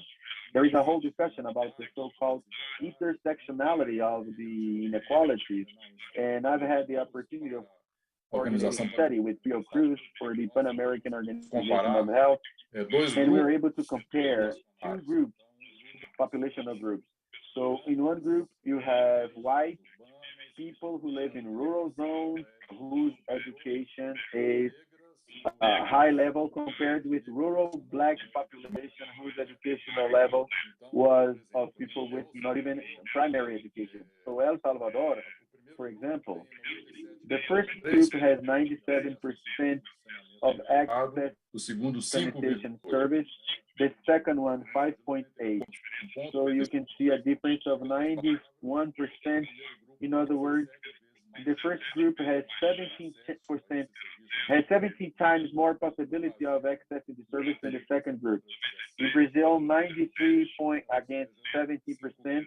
In other words, 5.5% more chance when you are white and with a college degree, you are more likely to have access than if you are black and you have no college degree. So these are inequalities that are not acceptable and that need to be addressed and that need to be fought against. And the way of fighting against them, I would say, is through public policies that are guided towards they are guided by the human work. Business as usual will make these differences even worse. And this is what the statistics have shown us. So these public policies, they need to accept that the population of our countries are not homogeneous. Have differences in their needs, in their conditions of access to the service, as well as differences in the impact that they receive when there is a lack of these services or deficiency in the services being provided. The needs are different, and the way with which you meet these needs are also different. I believe that the presence of the state to protect these populations that live in vulnerability is essential. This is a lesson that the countries that are here coming close to the universalization of service, they give us this lesson. In these countries, universalization happened because of strong investment and the presence of the state in ensuring access to these populations. It doesn't seem to me, this is my public opinion, that through companies, we are going to be able to do that. It is essential to have a state that is much more present to ensure that. And speaking of the impacts, of course, if you have already a bad home, if you have bad access to health, if you don't have access to school, when you don't have access to water and sanitation, there is a whole extra layer of vulnerability that increases the impact over the life quality as well as the welfare of every person. So there are many ways of doing policies, public policies. Bastante interessante, né? There is very important data that I could share. O JMP avalia JMP assesses how serviço de saneamento em vários países. Access to sanitation has evolved in many countries between 2000 and 2017. So just taking as an example, in Uganda, between the year 2000 and the year 2017, the lowest level of income had access to sanitation in the basic level decreased. It went from 8 to 5%, while the highest population went from 32 to 43. So basically, there is a policy that ignores the poorer and favors those who have money. This leads to an increase in debt, an increase of 14% in 17 years. And this is an example that in other countries, this happened inadvertently.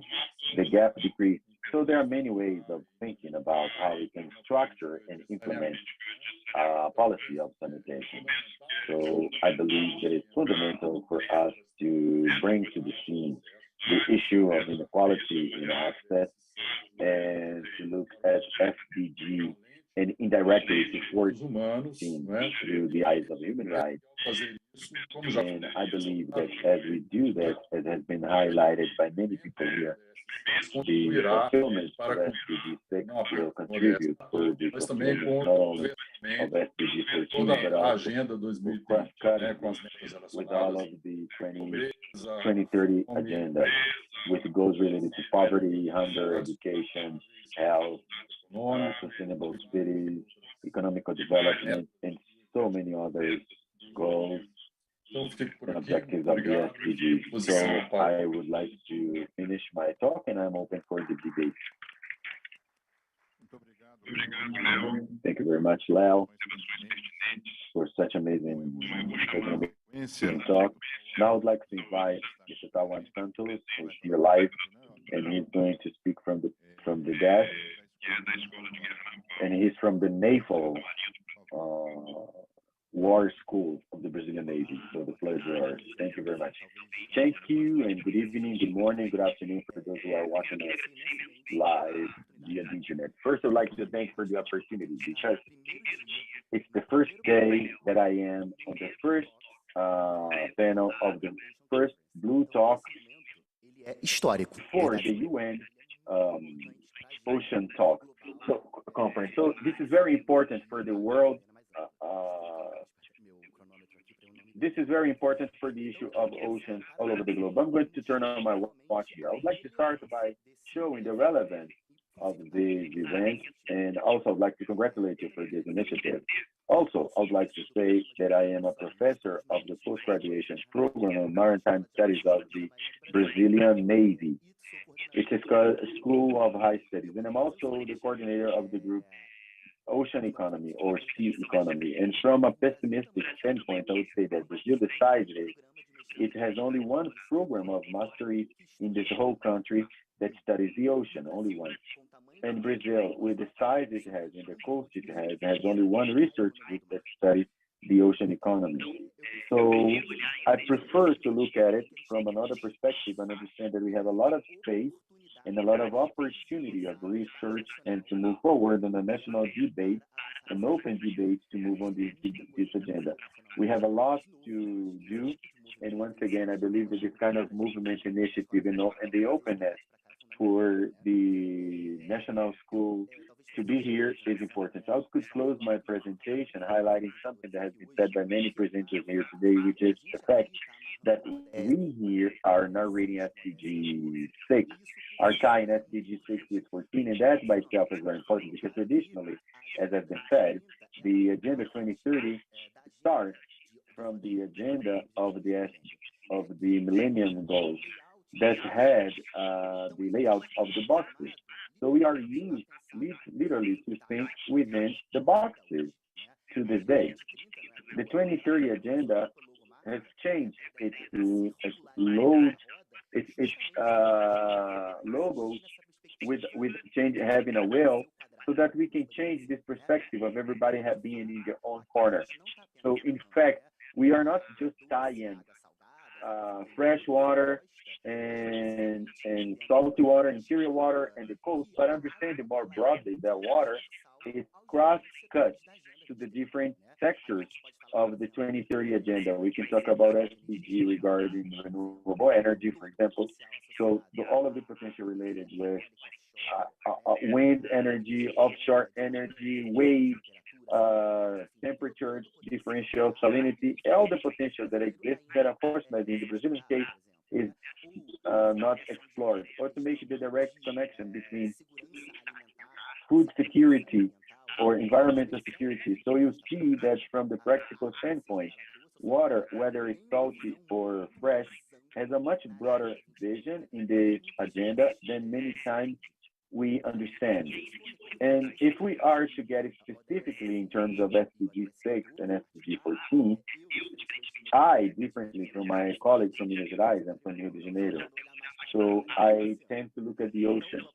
So since I am one of the last ones to speak, I want to make a connection for the debate that we're going to have tomorrow, focused specifically on SDG 14. So in terms of SDG 6 and 14, we can think of a bunch of events that should come from the non-management or the bad management of the water resources. So we have a series of data that deals with the issue of scarcity and water stress and how this serves as a driver of new regional conflicts. And this is a very important point if we are to think of this 2030 agenda and if we are to think of an agenda that is global.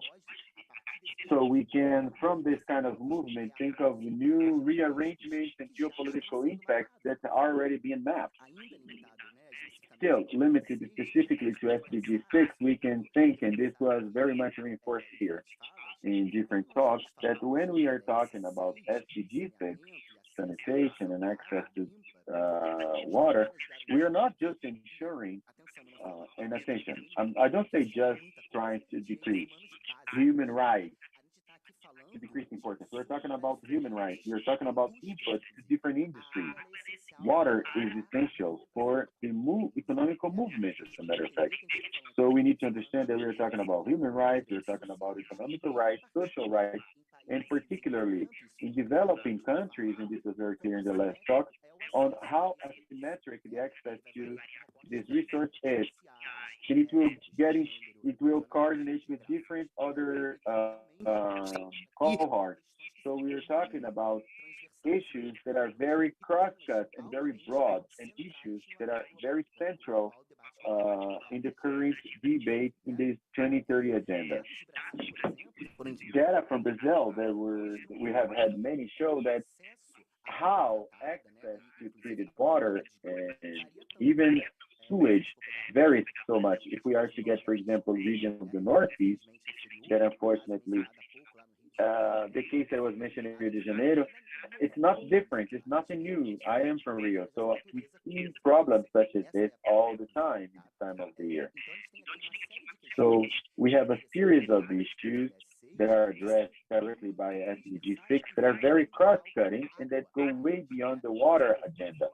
And again, when I talk only, I'm not trying to decrease the relevance of the debate. So what I'm trying to do is to say that this is really cross-cut. We are putting the agenda 2030 as a whole, not only SDG 14 and 6. This is a context in which water has never been so relevant. We are ahead of the 2030 agenda that for the first time addresses water in SDG 6 and 14.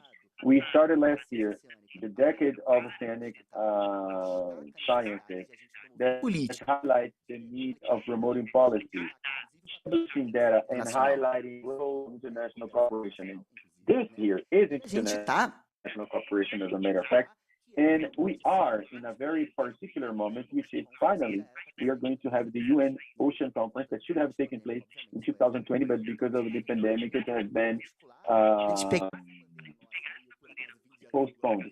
So I am wearing blue because of this context, and we want to give the right highlight to this agenda that sometimes is just marginalized in the international debate. So, for example, when you see that children under 5 have more conditions of are more likely to die because of bad water than in conflict with war, that has an international appeal that highlights the relevance of discussing this agenda. And this is very important, to know how to dialogue with the community in a broader fashion. As we look at SDG 14 more specifically, and I work more on it, I would like to highlight that Brazil is living a very good moment, because we don't have an official definition of what is blue economy. We don't have a measure metric, but since last year, we have created a technical group that is being coordinated by the Ministry of the Economy, along with 15, which involves different ministries, and the Brazilian Navy is honored to participate in this group, and we are working on it. So in this year, we are going to have published the official definition on ocean economy and more than on sea economy, and more than that, how we are going to measure that, and the annual publication of this data. This is going to help a lot the different stakeholders, whether they are public or private, national or international, to know effectively the relevance of the sea to the Brazilian economy. Because today, we don't have any official data. We have in Brazil a single thesis that deals with the issue and a single dissertation on the blue economy. So we have very few published studies when it comes to Brazil. And so when I look at the perspective, from the perspective of a professor, I see that as a super opportunity, an agenda of research that is huge and a lot of gaps for debate and discussion, including within the international arena. Let me see how much time I have. I have 1 more minute. So as I look at SDG 14, I would say that Brazil is going through a moment that is of great opportunity because the public policies are happening in a moment looking directly at the ocean from an economical standpoint, which is not traditional. And to close my remarks, I would like to highlight the role that human sciences and social sciences play in this debate, because the ocean is not a subject of law. It is not subject of analysis of the economy, for example, traditionally speaking. We do have a contribution, a historical and academic contribution of areas such as oceanography, biological sciences, natural sciences. So it is very important, including in Brazil, that this is happening because we have a movement of highlighting the role that other sciences have in a broader and more complex understanding of the role of the ocean and the seas and water, whether it's salty or fresh in social dynamics. So contribution from geography, for example, of economy, of law, of the international relationships, and then ultimately the studies of security and safety as well, and defense as well, because they also play an important role. So to close, I would like to highlight once again the moment that Brazil is going through, highlighting public policies for the sake of the economy and understanding better this relationship, the relevance of water, not only fresh salty water, but also interior water in the national economy. Highlight, as I said, this GP, which is the working group that is doing a working group that is called GDP of the Sea. I have a colleague that is with us. The working group of the National Public Maritime Policy. We are creating a course for Brazil with a national maritime policy that doesn't exist yet. And something that we are also doing, this policy has used the structure, the existing structure of the national policy of residue. So it comes from this interface of interior water and fresh water. So freshwater, saltwater interface. I spent my whole life talking, but I will close here and I am open for debates and I hope to see you in Lisbon in June of this year. Thank you. Obrigado, Tawan. Thank you, Tawan. I'd like to highlight that you are the most disciplined in terms of your time management.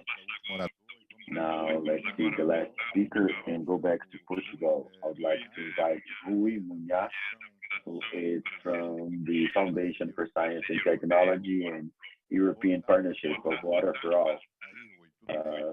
Good afternoon. Good afternoon. I would like to hand the floor to you. Thank you. Thank you very much. I believe that you can see my screen. Good afternoon, everyone. First of all, I'd like to thank for the invitation and the opportunity of presenting this foundation of support to research, foundation of support to research, and I would like to present two European initiatives, but also with an international dimension. Especially, it is a privilege to be one of the last speakers of this panel because we have already had many of the main issues already being debated, as well as all of this conversation around the recovery. And I would like to just get one keyword for this intervention, and the keyword is opportunities.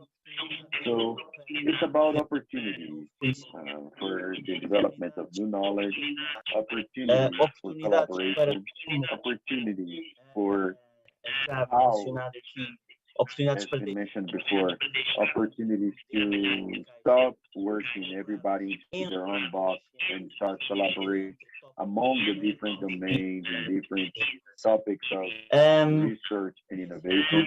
And above all, to be able to work together to solve challenges that are not only local or regional, but global.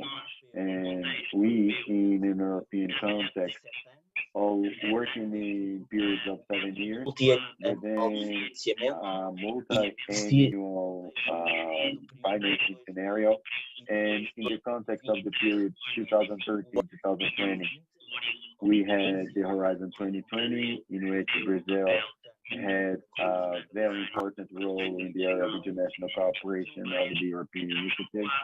Then we got into a scenario of 21-27, which is the European Horizon.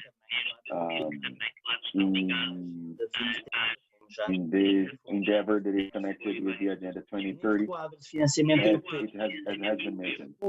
In this scenario of European financing, that which used to be just a speech regarding societal challenges in terms of identification of common challenges that were priority for Europe to solve within the scope of science, technology, and innovation. We are now in a scenario in which the discussion is about emissions.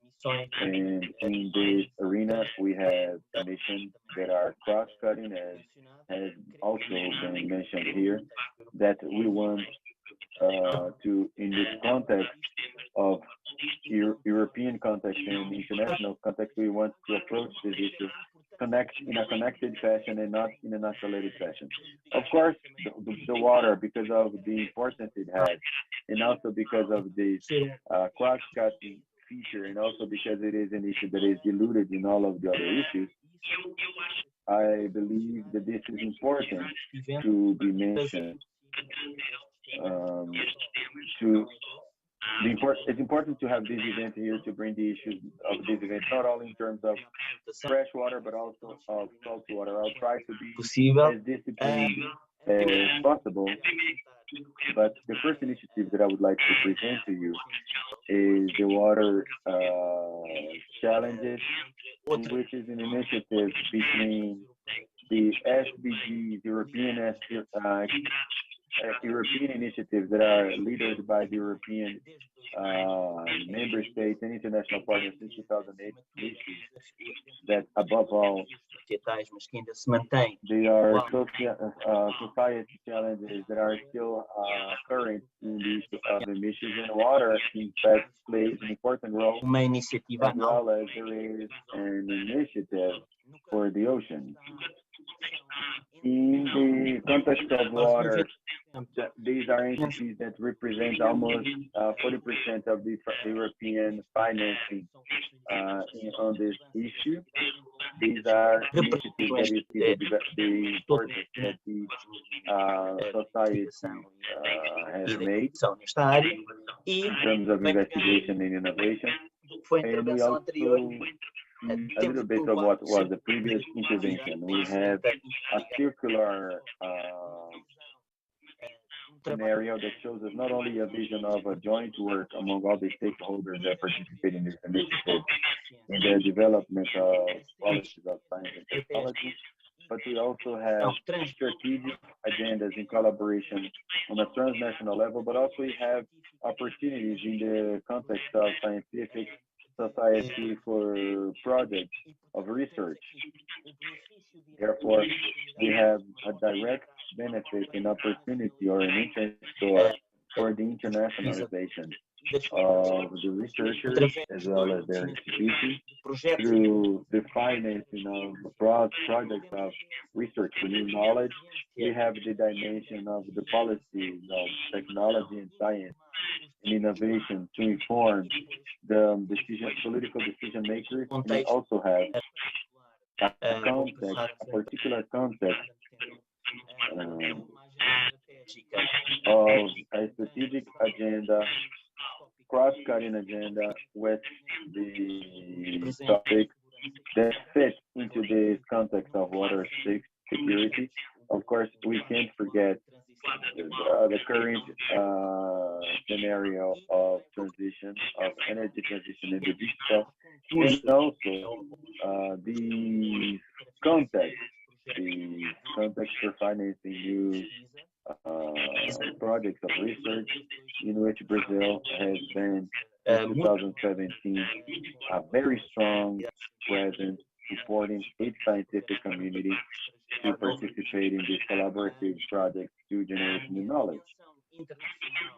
And the international dimension, as I had said, is very important, especially in the context of the JPI, water JPI initiative, but also make a transition to this other scenario in which water JPI will always be the umbrella organization within this new financing framework, but it's more now in 2022. We have a new initiative, which is Water for All, within the scenario of financing, which in fact gives us once again development and materialization of an agenda, always focusing not only in the European priority, but also the priority of international cooperation, and also the scenario of emission and transition between green and digital transition. And this is where we are going to have more opportunities for the scientific community and its institutions, among which we have the institutions of Brazil. I must also say that we have a plan of action that not only is good in terms of the strategic development, but also to inform the policies. And we also have a package dedicated to instigation and to the internationalization, as well as to transport the knowledge that is generated, transport the knowledge that is generated by scientific curiosity down to the final users. So we have a whole academic line of knowledge to be taken advantage of. In the Water for All, we have these partners, a budget of about 400 million euros for 2021, 2071. 2027, and I would like to highlight that Brazil with CNPq, as well as is invited to invest in this initiative that is strategic not only for Brazil but also in the context of Europe. So we have here a scenario in which, once again, we have opportunities for the researchers of Brazil, for collaboration, Europe, in international context, and for the production of new knowledge, strategic agenda, joint agenda that above all make this fragmentation connected, because we need to reach our goals together. So finalize, not only is there a partnership with Water for All that is dedicated to coastal water and fresh water, but also there is part of the oceans, which is a sustainable partnership that has a very similar structure to Water for All, which constitutes platforms and opportunities for the internationalization of the community of Brazil, as well as the efforts that Europeia is developing on this theme. Thank you very much for your attention.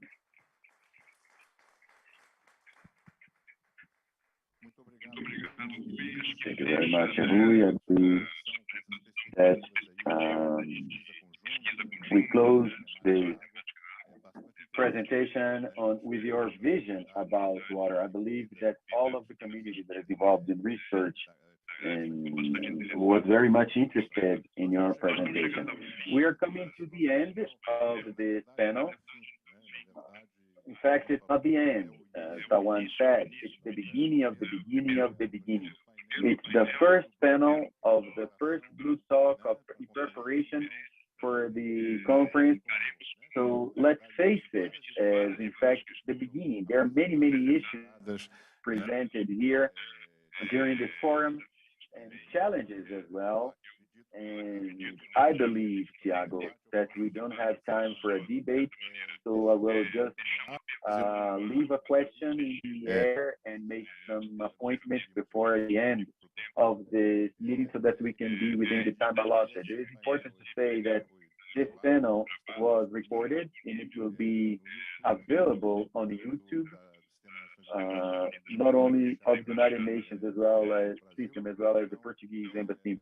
Se nós quisermos rememorar, So if we want to remember, if we want to go back and review some concept that was presented or some proposition that was made, we have a way to do that. We also have some comments that were posted on social media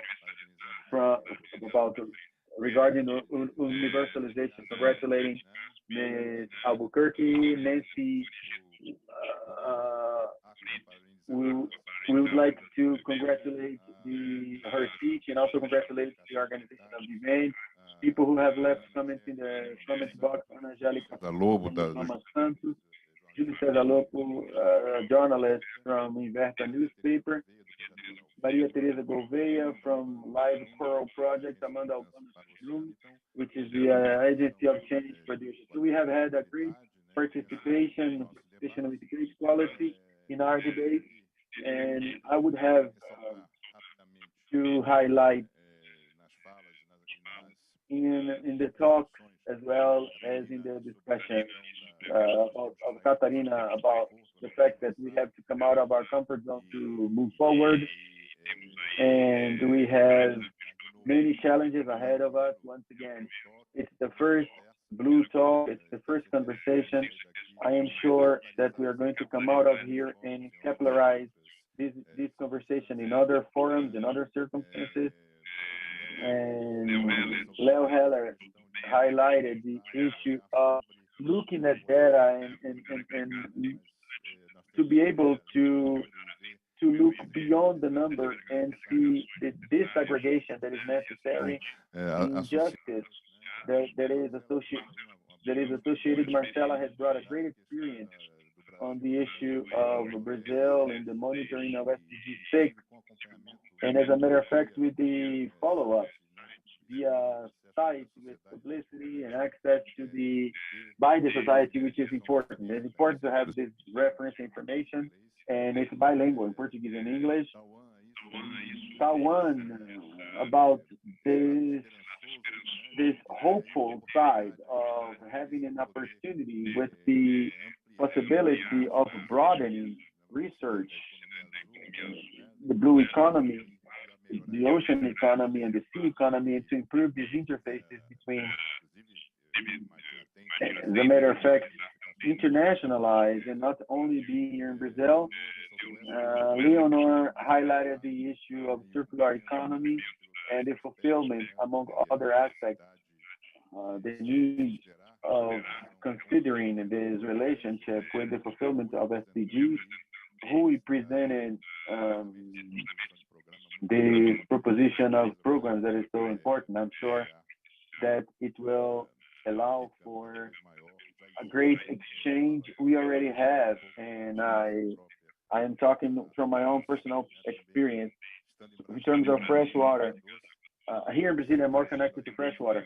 My experience comes from it, but we have a great partnership with Europe and the European Union in this financing of research, in this group formation. So this is it. I would like to ask my colleagues on the table if you would like to say a few words. I'm also going to leave a question in the air. Anybody who has followed remotely, I believe that this question could be answered tomorrow in the panel. So let's find elements, and we can leave some kind of homework for tomorrow, which is a question from Júlio César, which is, if the contamination of ocean waters by agrotoxics, or if this is already globally accounted for. I don't know the answer, but this is for the next panel. So these issues related with ocean pollution. So I would like to say that we have, sure. I would like to ask those who are with us and who are present, if you have any question or any comment.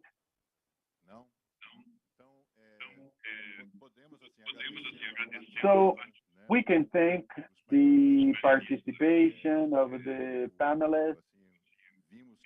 And we know that this issue reveals a lot of passion and creates a lot of questions. And from my side, I would like to say that this event was extremely rich, and I've learned a lot with everything that was presented here. So I think that we have started well. So my congratulations to all of the parties involved.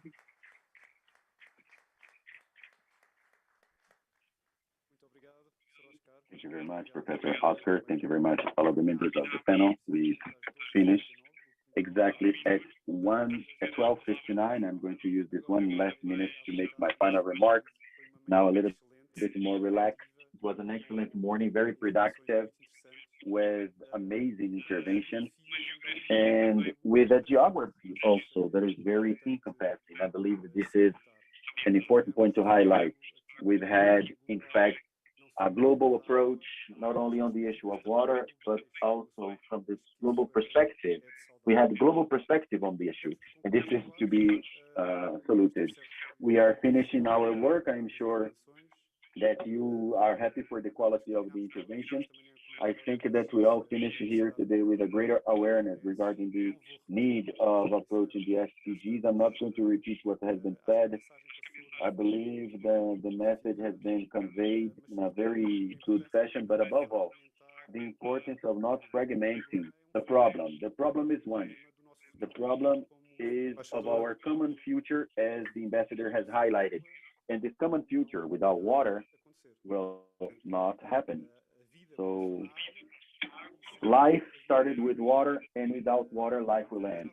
So our Blue Talk, we are going to continue tomorrow. I ask you please to join us via the internet at 9 o'clock for our next panel on the issue of all Atlantic and the Blue Amazon. It will be a panel focused on SDG 14, the SDG about life in the ocean, on the strand of oceanography, with a special attention to the blue, to the southern ocean, Atlantic, South Atlantic. We are going to have experts from Brazil and Portugal involved in a network that is already established and that has a lot of future, which is called All Atlantic Ocean Alliance, one of the supporters of this Blue Talk in Brasilia. And it is a network that promotes scientific knowledge and the capacity of investigation all over the planet, including polar research. And tomorrow we're going to have a representative of Few Cruz, with a project in Antarctica called Antar. It's a project, and we're going to have the collaborator here, the coordinator here.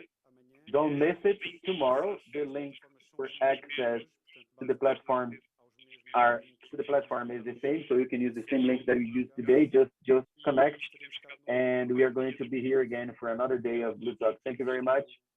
And for those of you who've been with us live and from different parts of the world, and this is the first step towards the Ocean Conference, which starts here in Brasilia. Thank you very much. See you tomorrow.